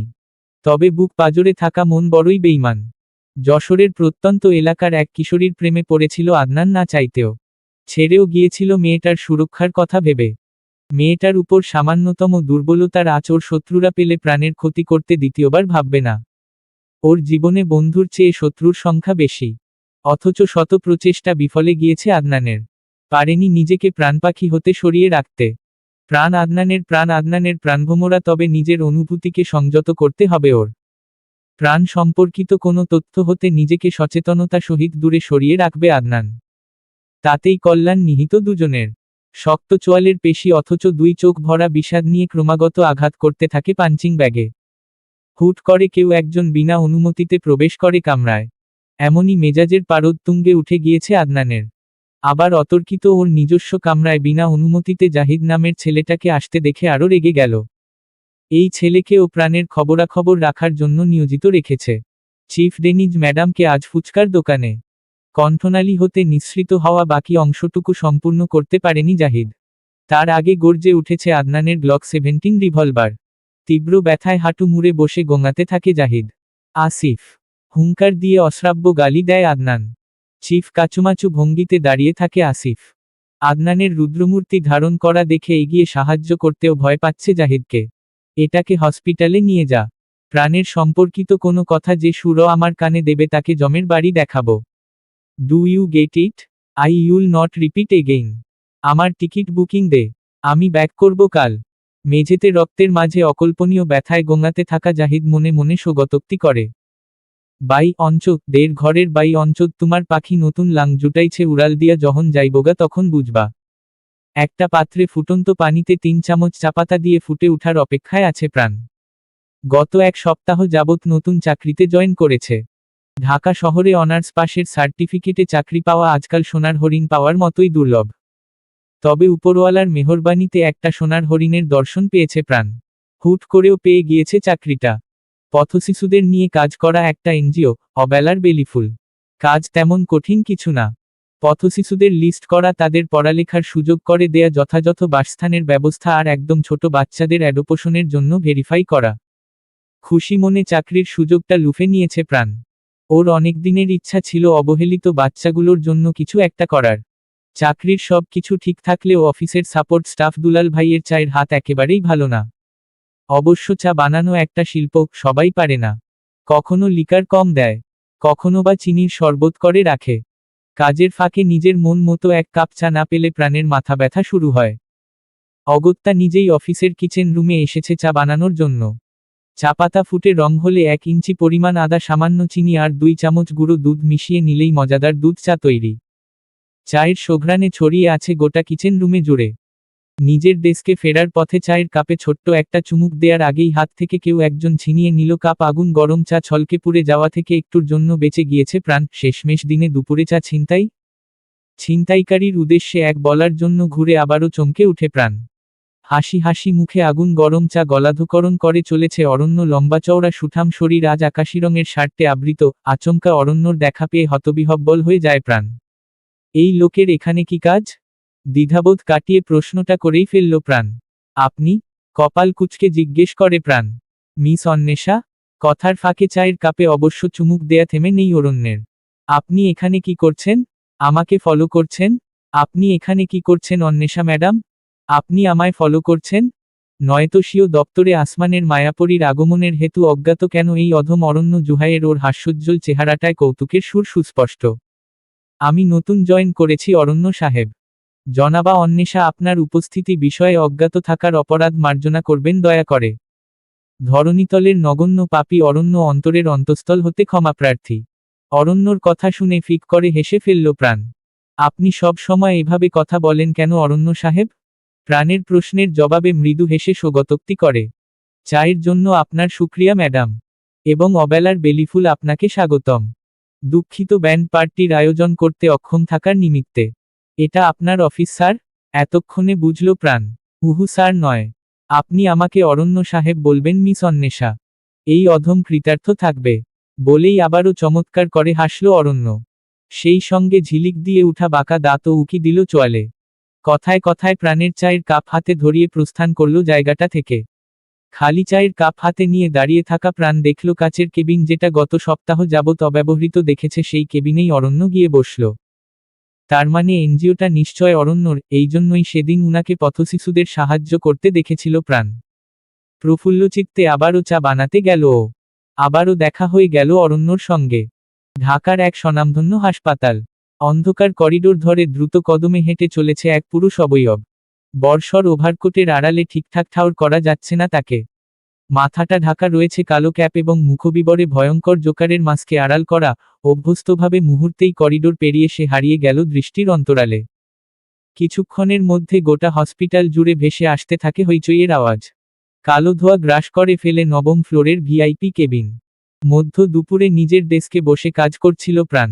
মাথার উপর চলা ফ্যানের বাতাসে চুলগুলা বড়ই অবাধ্যতা করছে। বিরক্তবোধ করে বারবার চুলগুলোকে টেনে শাসন করে কানের পিছনে গুজে দিলেও একটু পর আবারও ফিরে আসছে। পাশাপাশি আরও কয়েকজন আছে। সবাইই যার যার মতো ব্যস্ত। ওদের মধ্যে থেকেই ফারহান নামের ছেলেটা গিয়ে টিভি অন করে দেয়। যেখানে ব্রেকিং নিউজে বলা হচ্ছে, ঢাকার হেলথ কেয়ার হসপিটালে ভয়াবহ অগ্নিকাণ্ডে নিহত 2 জন। তাদের মধ্যে আজ সকালে একজন ভর্তি হয়েছিল হাঁটুতে গুলিবিদ্ধ অবস্থায়। অপরজন তাকে হসপিটালে এনেছিল। ধারণা করা হচ্ছে নবম ফ্লোরের ভিআইপি কেবিনে বৈদ্যুতিক শর্ট সার্কিট থেকে অগ্নিকাণ্ডের ঘটনা ঘটে। মনোযোগ সহকারে সংবাদটা দেখে আবারও কাজ শুরু করল প্রাণ। নিহত ব্যক্তিদের জন্য মন খারাপ করে রইল। কুয়াশাচ্ছন্ন ভোরে সদ্য উকি দেয়া সূর্যের কিরণ গায়ে মেখে ছাদের মাঝামাঝি দাঁড়িয়ে আছে অরণ্য। ঠান্ডায় জমে যাওয়ার মতো অবস্থা। ছাদটা মৌসুমি ফুলে ছেয়ে আছে। ডালিয়া, চন্দ্রমল্লিকা, কয়করকমের গাঁদা ফুলের সুবাসে আচ্ছন্ন। কনকনে শীতের সকালেও অরণ্যর পরনে মভ কালারের পাতলা টি শার্ট এবং নেভি ব্লু ট্রাউজার। ক্রমাগত পুশ আপ দিয়ে চলেছে সে। ঠোঁটের কোণে ফুটে আছে রহস্যময় মৃদু হাসি। শৈলপান্ত গোটানো, পেটানো পেশিবহুল শরীরটা অভ্যস্ত কায়দায় পুশ আপ দিয়ে চললেও দৃষ্টি তাক করে রেখেছে ছাদের দরজার পানে। অধীর আকাঙ্ক্ষার অভিব্যক্তি নিয়ে প্রত্যাশায় আছে কারো আগমনের। সকালের হিমেল বাতাসে ওর ঝাঁকড়া চুল উড়ছে। ওর বাড়িটা দ্বিতল। আশেপাশে তেমন কোনো বাড়ি ঘরও নেই। শুনশান নির্জন কাকডাকা ভরে এক সুদর্শন পুরুষের দৃষ্টি বারবারে খুঁজে ফিরেছে এক নারিকায়ার অস্তিত্ব। অবশেষে অপেক্ষায় অবসান ঘটিয়ে কাঙ্ক্ষিত নারীমূর্তির আগমনে চওড়া হলো ঠোঁটের কোণের হাসিটা। নীল শাড়ি পরিহিত নারীর অবয়ব অস্পষ্ট হলেও বুক পাজরে কাঁপন ছড়িয়ে পড়ল অরণ্যের। দৃষ্টিতে ফুটে উঠে মোহনীয়তার আবেশ। হাত শিথিল হলো আপনা আপনি। বিমূঢ় চিত্তে নজরবন্দি করতে থাকে স্বীয় প্রেয়সীর শাড়ি পরিহিত কায়ার অপার সৌন্দর্য। একদিকে সামান্য ঝুঁকে তোয়ালে দিয়ে ভেজা চুলে ঝাড় দিতে ব্যস্ত ছাদে আগত নারী। দুহাতে পরিহিত কাচের চুড়িতে টংটাং আওয়াজ শোনা যাচ্ছে। বাকি কোনোদিকে তার বিন্দুমাত্র খেয়াল নেই। সকালের নরম রোদ খেলা করছে তার ফর্সা মসৃণ পিঠ জুড়ে, মাঝখানের কালো তিলটা ঠিক যেন নজরফোঁটা। মেয়েলি প্রসাধনীর মিষ্টি সুবাস কয়েক গজ দূরত্বে দাঁড়িয়ে অরণ্যর নাসারন্ধ্রে প্রবেশ করছে। শাড়ির ফাঁক গলে বেরিয়ে আসা সুডুইল নাভিমূলের গভীরে দৃষ্টি আটকাই অরণ্যর। ক্রমাগত ঢোক গিলে নিজেকে সংযত করতে তৎপর হল সে। তবে বেহা নজর যেন চম্বুকীয় আকর্ষণে এঁটে রইল। মন্ত্রমুগ্ধের ন্যায় ধীর পায়ে সে এগিয়ে গেল নারীটির উদ্দেশ্য। নিজের অভ্যন্তরে পুরুষালী বুনো উন্মাদনা অনুভব করতে পারে অরণ্য। নারী শরীরে পুরুষের তৃষ্ণা জৈবিক প্রবৃত্তি। সৃষ্টির সূচনালগ্ন হতেই এই প্রবৃত্তির ঊর্ধ্বে কেউ নয়। কয়েক মুহূর্তেই উন্মুক্ত নারী উদ্রে হাতের উষ্ণ পরশে মথিত করার সঙ্গে মিলে অধরের স্পর্শে পিঠের কালো তিলে ঠোঁট ছুঁয়ে তাকে নিজের দিকে ফেরাতেই ঘুম ভেঙে গেল অরণ্যর। তোড়াক করে নিজের দিকে দৃষ্টি ফেরাতেই দেখল বারান্দার রকিং চেয়ারে বসেই ঘুমিয়ে পড়েছিল ও। ঘড়ির কাঁটা জানান দিচ্ছে এখন মধ্যরাত। নিঃসঙ্গ একটা প্যাঁচা ডেকে চলেছে ক্রমাগত। ঝিঝি পোকারাও বিরামহীন ডেকে চলেছে। গরমে ঘেমে নিয়ে একাকার অবস্থা, অথচ ও দুঃস্বপ্ন দেখলেও কুয়াশাচ্ছন্ন সকালের এক মিষ্টি পরীর স্বপ্ন। আসলেই কি স্বপ্ন ছিল? অবচেতন মনে সেই নারীকে ঘিরে কি তবে জন্ম নিয়েছে নিষিদ্ধ কোনো অনুভূতি? মরণ প্রেমের এই অনুভূতি হতে নিজেকে কিভাবে দূরে সরিয়ে রাখবে অরণ্য? নিজেকে ধাতস্থ করতেই পাশের টেবিল থেকে তুলে নিল সিগারেটের প্যাকেট। পরপর শুকটান দিয়ে চেয়ে রইল কালি ঢেলে যাওয়া অন্ধকারে। বিড়বিড়িয়ে স্বগতোক্তি করে, অন্বেষা কি চাইছ মেয়ে? জমে উঠা খেলায় প্রেম নামাক ব্যাধিতে আক্রান্ত করে আমায় পরাস্ত করতে চাইছ? নিজেকে সামলাও মেয়ে। অরণ্য সর্বনাশা সর্বগ্রাসা। অরণ্য ছুঁয়ে দিলে সেই সর্বনাশ তোমাতেও বর্তাবে। কপালে কয়েকটা ভাঁজ ফেলে রকিং চেয়ারের মৃদু দুলুনিতে বসা অরণ্য গভীর চিন্তায় মগ্ন। যেন বৃহৎ কোনো পরিকল্পনার ছক এঁকে চলেছে সে। দৃষ্টি জুড়ে খেলা করছে হিংস্রতা। মোহাম্মদপুরের নূরজাহান রোডের এক বস্তি এলাকায় এসেছে প্রাণ। পথশিশুদের বেশিরভাগই এখানে থাকে। প্লাস্টিকের স্তূপ, ময়লার গন্ধ, প্যাচপেচে কাদা সবকিছু পেরিয়ে প্রাণ একদম বস্তিটার মাঝামাঝি এলো। পরনে navy blue kurti, ladies jeans এবং গলায় প্যাঁচানো ওড়না। চুলগুলোকে পরিপাটি করে বিনুনি বাঁধা। ওদের রিপোর্ট অনুযায়ী এখানে নবজাতক শিশুকে রেখে পালিয়েছে তার শিশুর মা। বস্তিতে থাকা অন্য পরিবার বেশ কিছুদিন বাচ্চাটার দেখাশোনা করলেও বাচ্চাটার ভবিষ্যতের কথা ভেবে তারা অবেলার বেলিফুলে যোগাযোগ করেছে। তাই আজ প্রাণের এখানে আসা। ওর সঙ্গে সুমি আর ফারহানও ছিল। ওরা গিয়েছি পাশের বস্তিতে। সেখানে কিছু একটা ঝামেলা হয়েছে। নবজাতক বাচ্চাটাকে কোলে নিয়ে চোখের কোণ ভিজে উঠে প্রাণের। সরল স্নিগ্ধ মায়ামো মাসুম বাচ্চা এতটা নিষ্ঠুর কেন তার জন্মদায়িনী নারী? ছোট ছোট হাত নাড়িয়ে আদুরে ভঙ্গিতে খেলায় ব্যস্ত। দুনিয়ার বাস্তবতা সম্পর্কে অজ্ঞ অথচ তাকে গ্রাস করেছে ইতোমধ্যে। ময়না নামের মহিলা যে বাচ্চাটাকে দেখাশোনা করছিল কিছুদিন যাবৎ তার কাছে নাম জানতে চায় প্রাণ। মহিলা মিনমিনে স্বরে উত্তর করে বাচ্চাটার কোনো নামই রাখা হয়নি। মহিলা প্রাণকেই একটা নাম রেখে দিতে বলে। প্রাণ অনেক চিন্তা ভাবনা করে নিজের নামের সঙ্গে মিলিয়ে বাচ্চাটার নাম দিল আহনাফ প্রান্ত। ও তো এই নামটা সেই ছোটবেলা থেকে ঠিক করে রেখেছিল। ওরও একদিন সংসার হবে। ছোট একটা রাজপুত্র থাকবে। আদনান এবং প্রাণের ছোট্ট সংসার। তবে সেই সংসারের স্বপ্ন অধরায় রয়ে গিয়েছে প্রাণের। প্রান্তর কপালে ছোট একটা ঠোঁটের পরশ দিয়ে বুকে জড়িয়ে নিল বাচ্চাটা। ছাড়তে মন চাইছে না ওর। প্রান্ত ও গুটিসুটি মেরে প্রাণের সঙ্গে লেপ্টে রইল। পুরো দৃশ্যটা মুগ্ধ দৃষ্টিতে অবলোকন করে চলেছে অরণ্য। মোবাইল ফোন বের করে স্মৃতি হিসেবে ক্যাপচার করে নিল দৃশ্যটা। অরণ্যর দৃষ্টিতে মুগ্ধতা মিশে থাকলেও চোয়াল শক্ত হয়ে আছে। ধীরে ধীরে মুগ্ধতা ছাপিয়ে ভিড় করে এক রাশক্রোধ। বাচ্চাটার দত্তকের কাগজপত্র যাচাই বাছাই করে প্রাণ যখন বস্তি থেকে বেরোলো তখন দুপুর গড়িয়ে বিকেল প্রায়। পেটে দানা পানি পড়েনি কোনো। রোদে গলা শুকিয়ে এসেছে। একটা পানির বোতল কিনে নিয়ে একটা গাছের নিচে বসতেই অরণ্য এলো তার মোষের মতো বর্ষর কালো বাইকে। আজ ওর পরনেও নেভি ব্লু শার্ট, কালো ডেনিম ফেব্রিকের প্যান্ট। সব সময়ের মতো রিস্টোলেটার নেভি রং বেল্টের ঘড়ি। প্রাণকে দেখেই হেলমেট খুলে নিয়ে হাসল। খাওয়া হয়েছে ম্যাডাম অন্বেষা? জি না স্যার। চলুন, আজ আমার ট্রিট। আমি খেয়ে নেব কিছু একটা স্যার, ইতস্ততভাবে উত্তর করে প্রাণ। ম্যাডাম অন্বেষা আপনাকে খাবারের দাওয়াত দিয়েছি, কিডন্যাপ করার নয়। সেদিন এই অধমকে ফুচকা খাওয়ালেন, আজ অরণ্যর পালা। বলতে বলতে আবারও বাইকে চেপে বসল অরণ্য। ইশারায় প্রাণকে বসতে বলল। আমি রিকশার আসি? আসলে বাইকে উঠতে পারি না আমি। কাচুমাচু করে উত্তর করে প্রাণ। কিছুক্ষণ চোখ সরু করে ওকে দেখে নিয়ে ভীষণ গম্ভীর অথচ শান্ত কণ্ঠে অরণ্য বলে। আমি আছি তো অন্বেষা। কোনোরকমে বাইকে উঠে বসেও ভয় লাগা শুরু হলো প্রাণের। পিছনের দিকে এরকম উঁচু কেন? আসলেই মোষের মতো লাগছে। এক হাতে খামচে ধরে অরণ্যর শার্ট। নিজের শরীরে নিষিদ্ধ এক নারীর ছোঁয়ায় কেঁপে উঠে অরণ্য। মনে পড়ে যায় মধ্যরাতের স্বপ্নের কথা। ভয়ার্ত স্বরে প্রাণ আরও একবার সতর্ক করে দেয় অরণ্যকে। তবে সেসবে খেয়াল নেই অরণ্যর। বিড়বিড় করে বলে, আমাদের আরও আগে দেখা হওয়া উচিত ছিল অন্বেষা। সবকিছু সে কেন বারে বারে ছিনিয়ে নেয় আমার থেকে? বসফরাস প্রণালী ইস্তাম্বুল। কৃষ্ণ সাগর এবং ভূমধ্যসাগরের মধ্যে সংযোগ স্থাপনকারী বসফরাস প্রণালী ইস্তাম্বুলের ঐতিহাসিক জলপথের অন্যতম। কিছুটা জাহাজের মতো দেখতে এক ধরনের বোট প্রায়শই দেখা যায় বসফরাসের বুকে ভেসে বেড়ায়। ইংরেজিতে যাকে বলে ইয়ার্ট। এমনই এক ইয়ার্টের ছাদে রেলিংটাকে দুহাতে চেপে দাঁড়িয়ে আছে 6 ফুটের বেশি উচ্চতার এক যুবক। ঘাড় ছেড়ে নেমে যাওয়া চুলগুলোকে চিকন হেয়ার ব্যান্ডের সাহায্যে পরিপাটি করে বাঁধা, তবু হাওয়ায় উড়তে থাকে চুলগুলো। পরনে কালো স্যুট প্যান্ট। শক্তপোক্ত শরীরে ফুলে ফেপে থাকা পেশিগুলো স্যুটের উপর দিয়েই সুস্পষ্টভাবে নজরে আসছে। বাদামি বর্ণের আইরিশ আড়াল করে রেখেছে কালো সানগ্লাসে। দৃষ্টি বয়ে চলা প্রণালীর শেষ সীমান্তে। কিছুটা দূরত্ব রেখে দাঁড়িয়ে আছে হাট্টাগোট্টা সাইজের অস্ত্রধারী গার্ডস। অন্য পাশ থেকে একজন এসে বিনীতভাবে চিফ ডেনিজ সম্বোধনে পিছন ফিরে তাকায় সেই যুবক। দীর্ঘশ্বাসটা গোপন করে এগোলো নিজের ধ্বংসের দ্বারপ্রান্তে আরও একবার। খোলা আকাশের নিচে প্রণালীর মৃদু বাতাস এক মনোরম পরিবেশর জন্ম দিয়েছে। গোল টেবিল বৈঠক চলছে সেখানে। কয়েক সেট সোফায় বসে আছে ভিনদেশি কিছু লোক। শিনজোপিং নামের লোকটার চেহারায় চাইনিজ বংশোদ্ভূতের ছাপ সুস্পষ্ট। সকলেই অধীর আগ্রহে চেয়ে আছে চিফ ডেনিজের উত্তরের অপেক্ষায়। সকলের হাতে মদ জাতীয় পানীয় জল। অদূরে আকর্ষণীয় বেশভূষায় নারীদের শোপিসের মতো সাজিয়ে রাখা লো বিটের তুর্কি ভাষায় গান বেজে চলেছে ইয়ার্ড জুড়ে। ইস্তাম্বুলের কুখ্যাত অস্ত্র ব্যবসায়ী এলিশন ডেনিজের আচমকা মৃত্যুর পর ডেনিজ গ্রুপের উত্তরসূরি হিসেবে অভিষেক হওয়া আদনান ডেনিজ নিষ্ঠুরতা কপাটতার দিকে থেকে ছাড়িয়ে গিয়েছে স্বীয় পিতাকে। ব্যবসার বিস্তৃতি লাভ করেছে বিশ্বজুড়ে। গোটা আন্ডারওয়ার্ল্ড জগতে তার মতো ধূর্ত অস্ত্র ব্যবসায়ী আর কেউ নেই। অত্যন্ত ধূর্ততার সহিত নিজের পরিচয় গোপন রেখে দেশ বিদেশ ঘুরে বেড়ায় সে।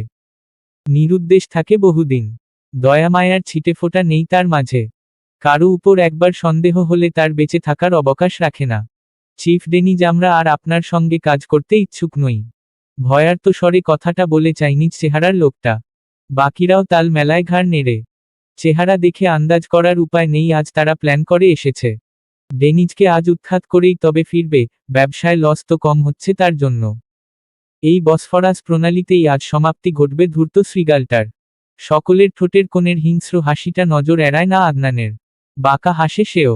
কাজ তো তোরা করবি, বরং প্রফিট 60% দিবি আমাকে। নিরেট স্বর আদনানের। পায়ের উপর পা তুলে আয়েশ করে বসে আদনান। সিগার ধরিয়ে কয়েক টান দিয়ে সকলকে এক নজর দেখে নিয়ে দৃষ্টি সরায় প্রণালী জুড়ে খেলা করতে থাকা সিগালের পানে।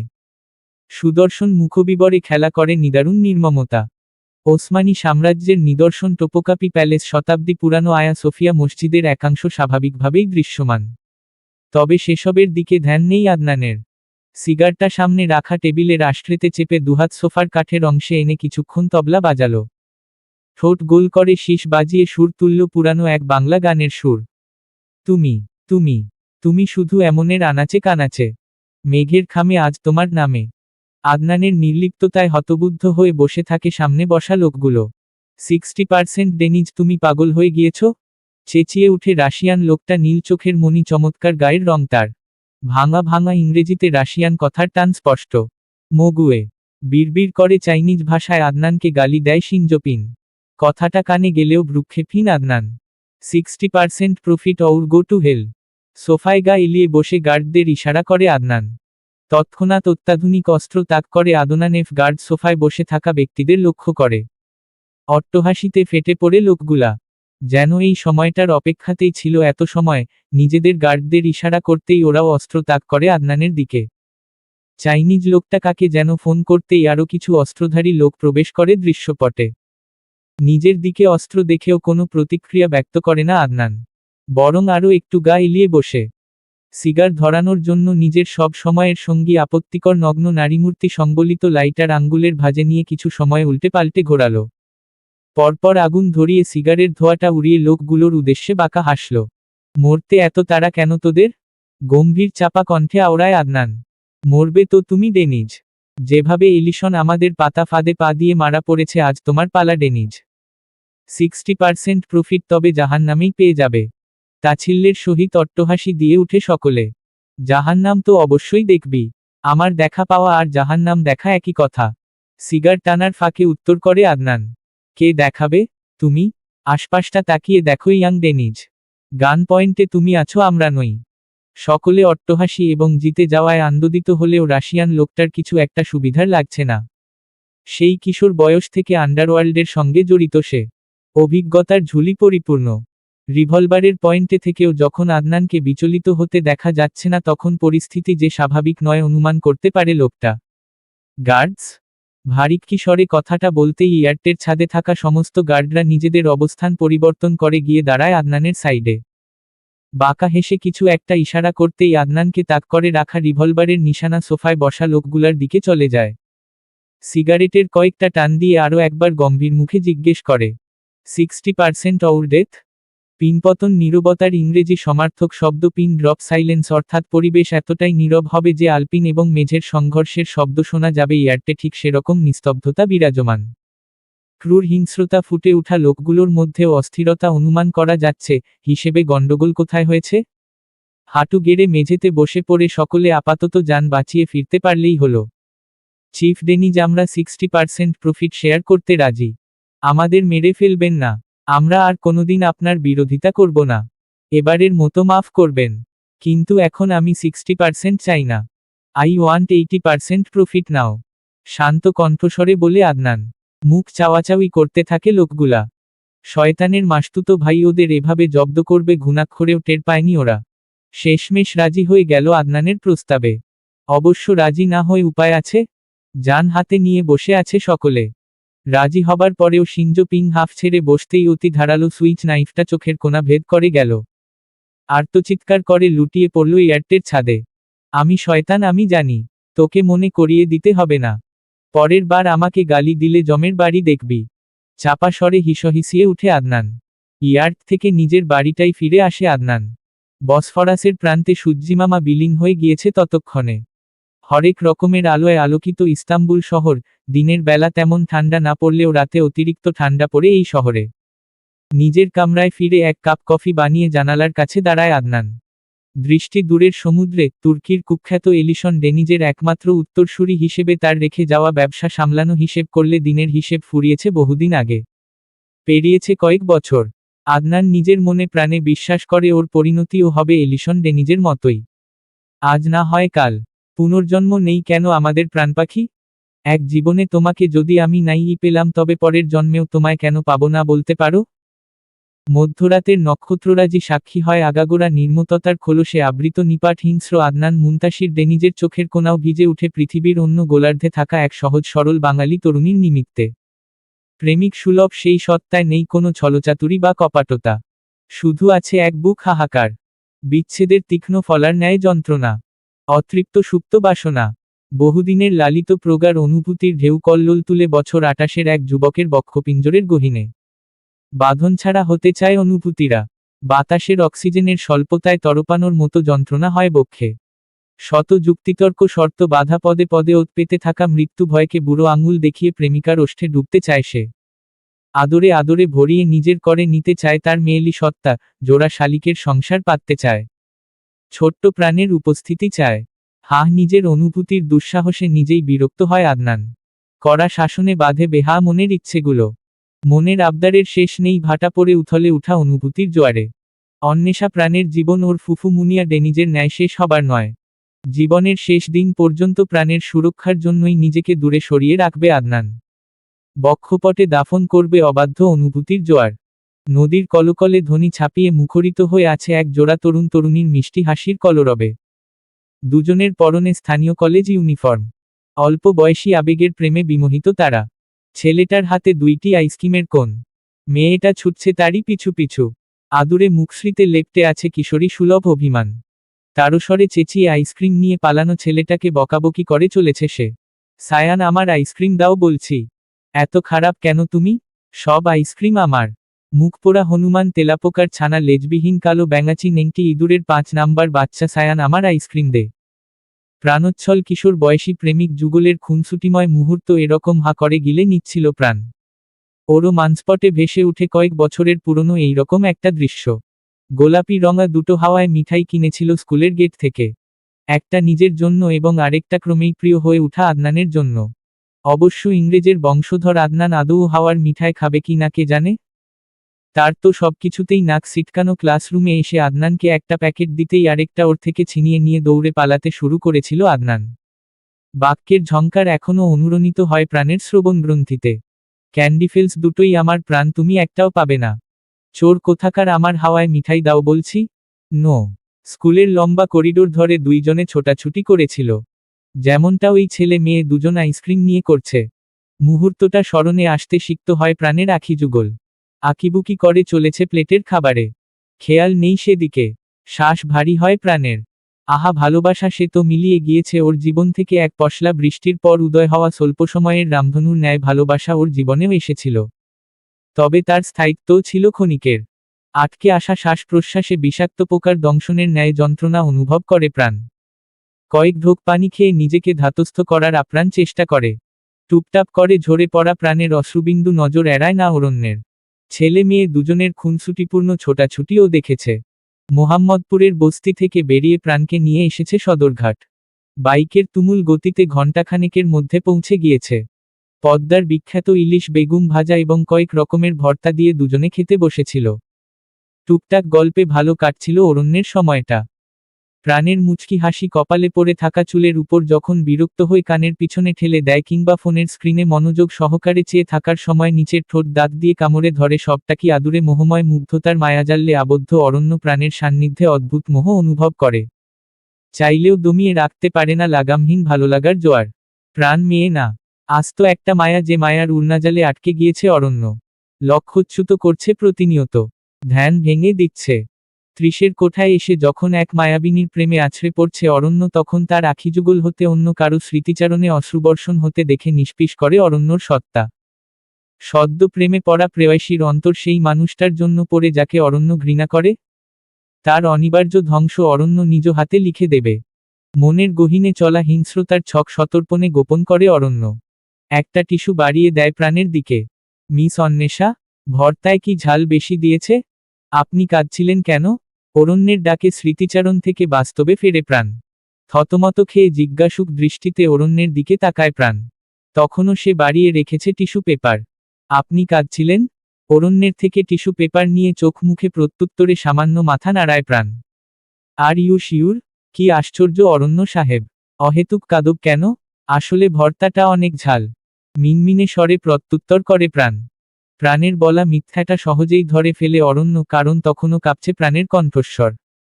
আগ্নেয়গিরি অগ্নুৎপাতের ন্যায় রাগের স্ফুটন অবলীলায় দমিয়ে হোটেলের বাচ্চা ছেলেটার উদ্দেশ্যে ডাক ছাড়ে অরণ্য। একটু সূক্ষ্মভাবে লক্ষ্য করলেই বোঝা যায় অরণ্যর নাকের পাটা ফুলে উঠছে ক্রমাগত। চোয়াল হয়ে আছে শক্ত, অথচ কণ্ঠস্বর স্বাভাবিক। মনু, আপারে আইসক্রিম দে। ভর্তায় এত ঝাল দিয়েছিস কেন? দেখ তোর আপার কান্নাকাটিতে করে পদ্মার পানি বিপদসীমা ছাড়িয়েছে। বন্যায় এবারে সদরঘাট তলিয়ে না যায়। অরণ্যর রসিকতায় বিরক্ত হয় প্রাণ। অর্শলা মার্কা রসিকতা, ঠোঁট বেঁকিয়ে বিড়বিড় করে প্রাণ। শেষমেশ আরশোলা বললেন, আমায় মিস অন্বেষা মেকি হতবিহব্বল হয় অরণ্য। র নো সাহেব। আরশোলা, অরণ্য, দেখেছেন কত মিল আপনাদের? হে ধরণী, তুমি দ্বিধা হও, আমায় স্বীয় বক্ষে স্থান দাও। ধরণীর উপরিভাগ আমার মূল্য মর্যাদায় অপরাগ। 6 ফুট উচ্চতায় একজন তাগড়া যুবককে দিনে দুপুরে। ওহ, ভুল হয়েছে সামান্যতম। গোধূলির মাঝামাঝি আরশোলা বললেন, তো মিস অন্বেষা শুধু আমি বলে এখনো বেঁচে আছি। অন্য কেউ হলে এক্ষুনি পদ্মায় সলিল সমাধি হয়ে যেত। এক নাগারে এতগুলো কথা একসঙ্গে বলে থামতেই খিলখিল করে হেসে ফেলল প্রাণ। যে হাসির ঝংকার কাঁপন ধরায় অরণ্যের বুক পাজরে। তবে সে নির্বিকার। আচ্ছা অরণ্য জুহাইয়ের সাহেব, মেনে নিলাম আপনার রসিকতা উন্নত মানের।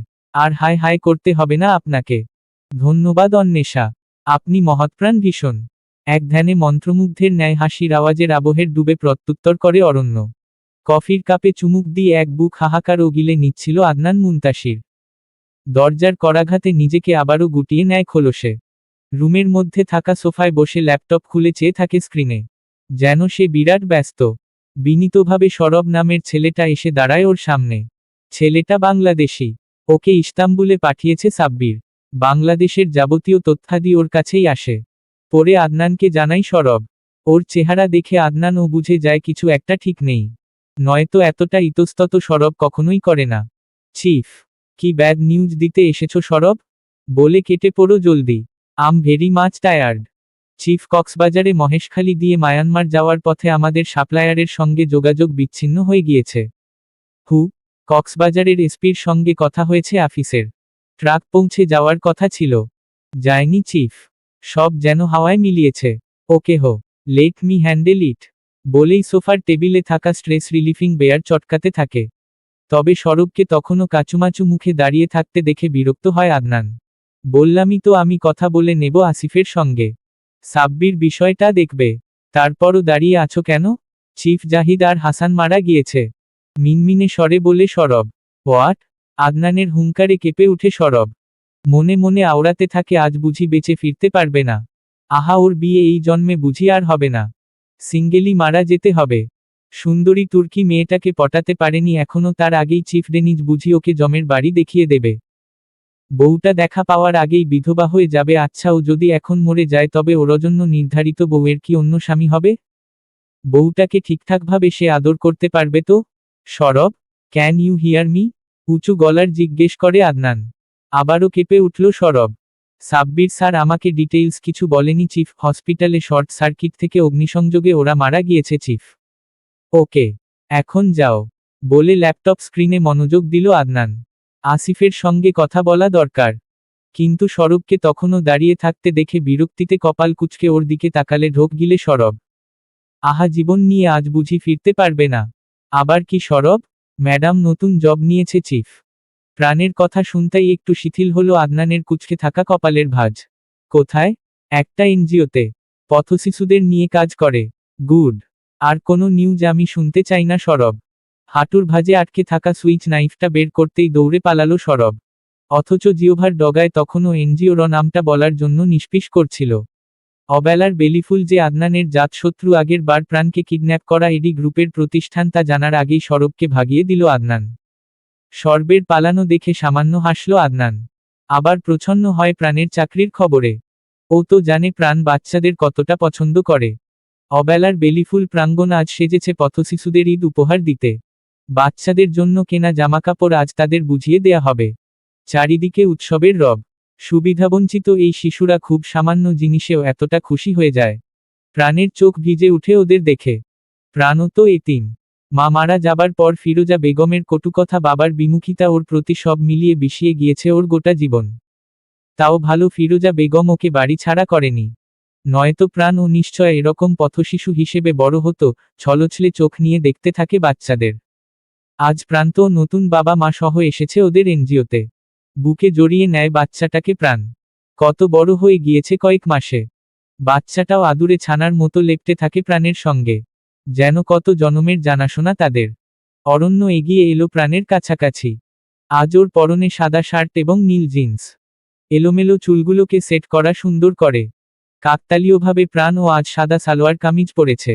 জামার ওড়নাটা নীল। দুজনে মিলে আদর করে দেয় বাচ্চাটাকে। হুট করে আবেগাপ্লুত হয়ে যায় অরণ্য। প্রান্ত এবং অরণ্যর জীবনের সূত্র একই রকম। মাত্র 3 বছর বয়সে চোখের সামনে ওর মাকে দেখেছিল ফ্যানের সঙ্গে ঝুলতে। কি যে বীভৎস ছিল ওর মায়ের মুখটা। 6 বছর বয়স পর্যন্ত ইস্তাম্বুলের এক এতিমখানায় বড় হয়েছে অরণ্য। তারপর একদিন এলো এক বাঙালি দম্পতি। এবং বদলে গেল অরণ্য জুহাইয়ের ডেনিজের জীবন। নয়তো অরণ্যকেও পথেঘাটে ধুলো বালি খেয়ে বেঁচে থাকতে হতো। তাইই তো পথশিশুদের জন্য এত টান অনুভব করে অরণ্য। জামাকাপড় বিতরণ শেষে বাচ্চারা আবদার করে অরণ্যর কাছে গান গেয়ে শোনাতে হবে ওদের। বেশিরভাগ শিশুদের আগেও নাকি অরণ্য গান শুনিয়েছে। ব্যাস থেকে ধরে সকলে মিলে। মুখে নিয়ে ফু দিয়ে বাজাই ওই যন্ত্রটার সুরও শুনতে চায় ওরা। বাচ্চাদের কথা শুনে সকলেই হেসে ফেলল। অফিস রুম থেকে ফারহান গিয়ে নিয়ে আসে মুখে ফু দিয়ে বাজানোর যন্ত্রটা। এটাকে বলে মাউথ অর্গান। অরণ্যের গানের গলা চমৎকার। সেই সঙ্গে মাউথ অর্গানের সুর যখন তুলল সকলে মন্ত্রমুগ্ধের ন্যায় শুনতে থাকে। নামি চলো আজ পথে। হাত রাখো এই হাতে। দুজনে চলো যাই বহুদূর। আমার গিটারের সুরে। দোলা লাগে তোমার নুপুরে। উত্তাল ঢেউ তোলে দোলে হৃদয় সমুদ্র। তোমার জুলিয়েট হাসি হেসে। ডাকো একবার ভালোবেসে। আমি তোমার চোখে তাকাব পলক পড়বে না। আজ আমার প্রেমিক শরীরে। তোমার হাওয়ায় উড়ছি ফুরফুরে। প্রেম আর পাগলামিটাকে লুকাব না। লোকে পাগল বলুক মাতাল বলুক। আমি তোমার পিছু ছাড়ব না। লোকে পাগল বলুক মাতাল বলুক। আমি তোমার পিছু ছাড়ব না। তোমার পিছু ছাড়ব না। বেশ মনোযোগ দিয়ে গান শুনছিল প্রাণ। ও খেয়াল করেছে গানের ফাঁকে অরণ্য বারবার ওর দিকেই চেয়েছিল। পুরুষের নজরের মুগ্ধতা না বোঝার মতো অবুঝ বয়সী প্রাণ নয়।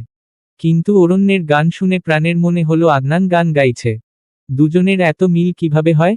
সূক্ষ্মভাবে পরখ করতে থাকে প্রাণ। উচ্চতা গড়ন প্রায় একই রকম। অরণ্য এবং আদনানের মধ্যে আসলেই এত মিল? নাকি নেহাত মনের কল্পনা প্রাণের? ভয়ের এক শীতল স্রোত নিজের শিরদাঁড়া বরাবর অনুভব করতে পারে প্রাণ। টিউশন পড়ানো বাচ্চা সোহার বাবা ওর চাকরিটা জোগাড় করে দিয়েছিল হুট করে। প্রাণ উনাদের কখনো বলেও নি চাকরির জন্য। তবে নাকি কোথাও কোনো জড়যন্ত্রের শিকার প্রাণ গান শেষ করে এসে প্রাণকে এক ধ্যানে অন্যদিকে চেয়ে থাকতে দেখল অরণ্য। ওর চোখের পাতা কাঁপছে, তিরতির করে হালকা মাথাও দোলাচ্ছে, অর্থাৎ মনে মনে কিছু একটা চিন্তাভাবনা করছে প্রাণ সহজেই বুঝে যায় অরণ্য। ওর সামনে এসে তুড়ি বাজালো অরণ্য। কোথায় হারিয়ে গিয়েছেন মিস অন্বেষা? জি। হচকিয়ে যায় প্রাণ। গান শুনে হারিয়ে গিয়েছেন নিজের ছোটবেলায়? আর ফিরে আসতে পারছেন না? টাইম ট্রাভেল তবে সত্য? অরণ্য স্যার, আপনার গান সত্যিই চমৎকার। আমার পরিচিত একজনের সঙ্গে মিলে যায়। তাই? তার থেকেও চমৎকার? গম্ভীর মুখে জিজ্ঞেস করে অরণ্য। এতক্ষণ যেই হাসি খুশি চেহারায় কথা বলছিল প্রাণের সঙ্গে তা বদলে গেল নিমিষেই। কি বলতে চাইছেন স্যার? কৌতূহল নিয়ে জিজ্ঞেস করে প্রাণ। বোকার স্বর্গ মানে ফুলস প্যারাডাইস। আপনি সেখানে বাস করেন অন্বেষা। কথাটা বলে এক মুহূর্তও দাঁড়ালো না অরণ্য। তবে যাওয়ার আগে রাগে রক্তিম হওয়া শ্যামলা চেহারাটা ঠিকই নজরে এলো প্রাণের। চলবে।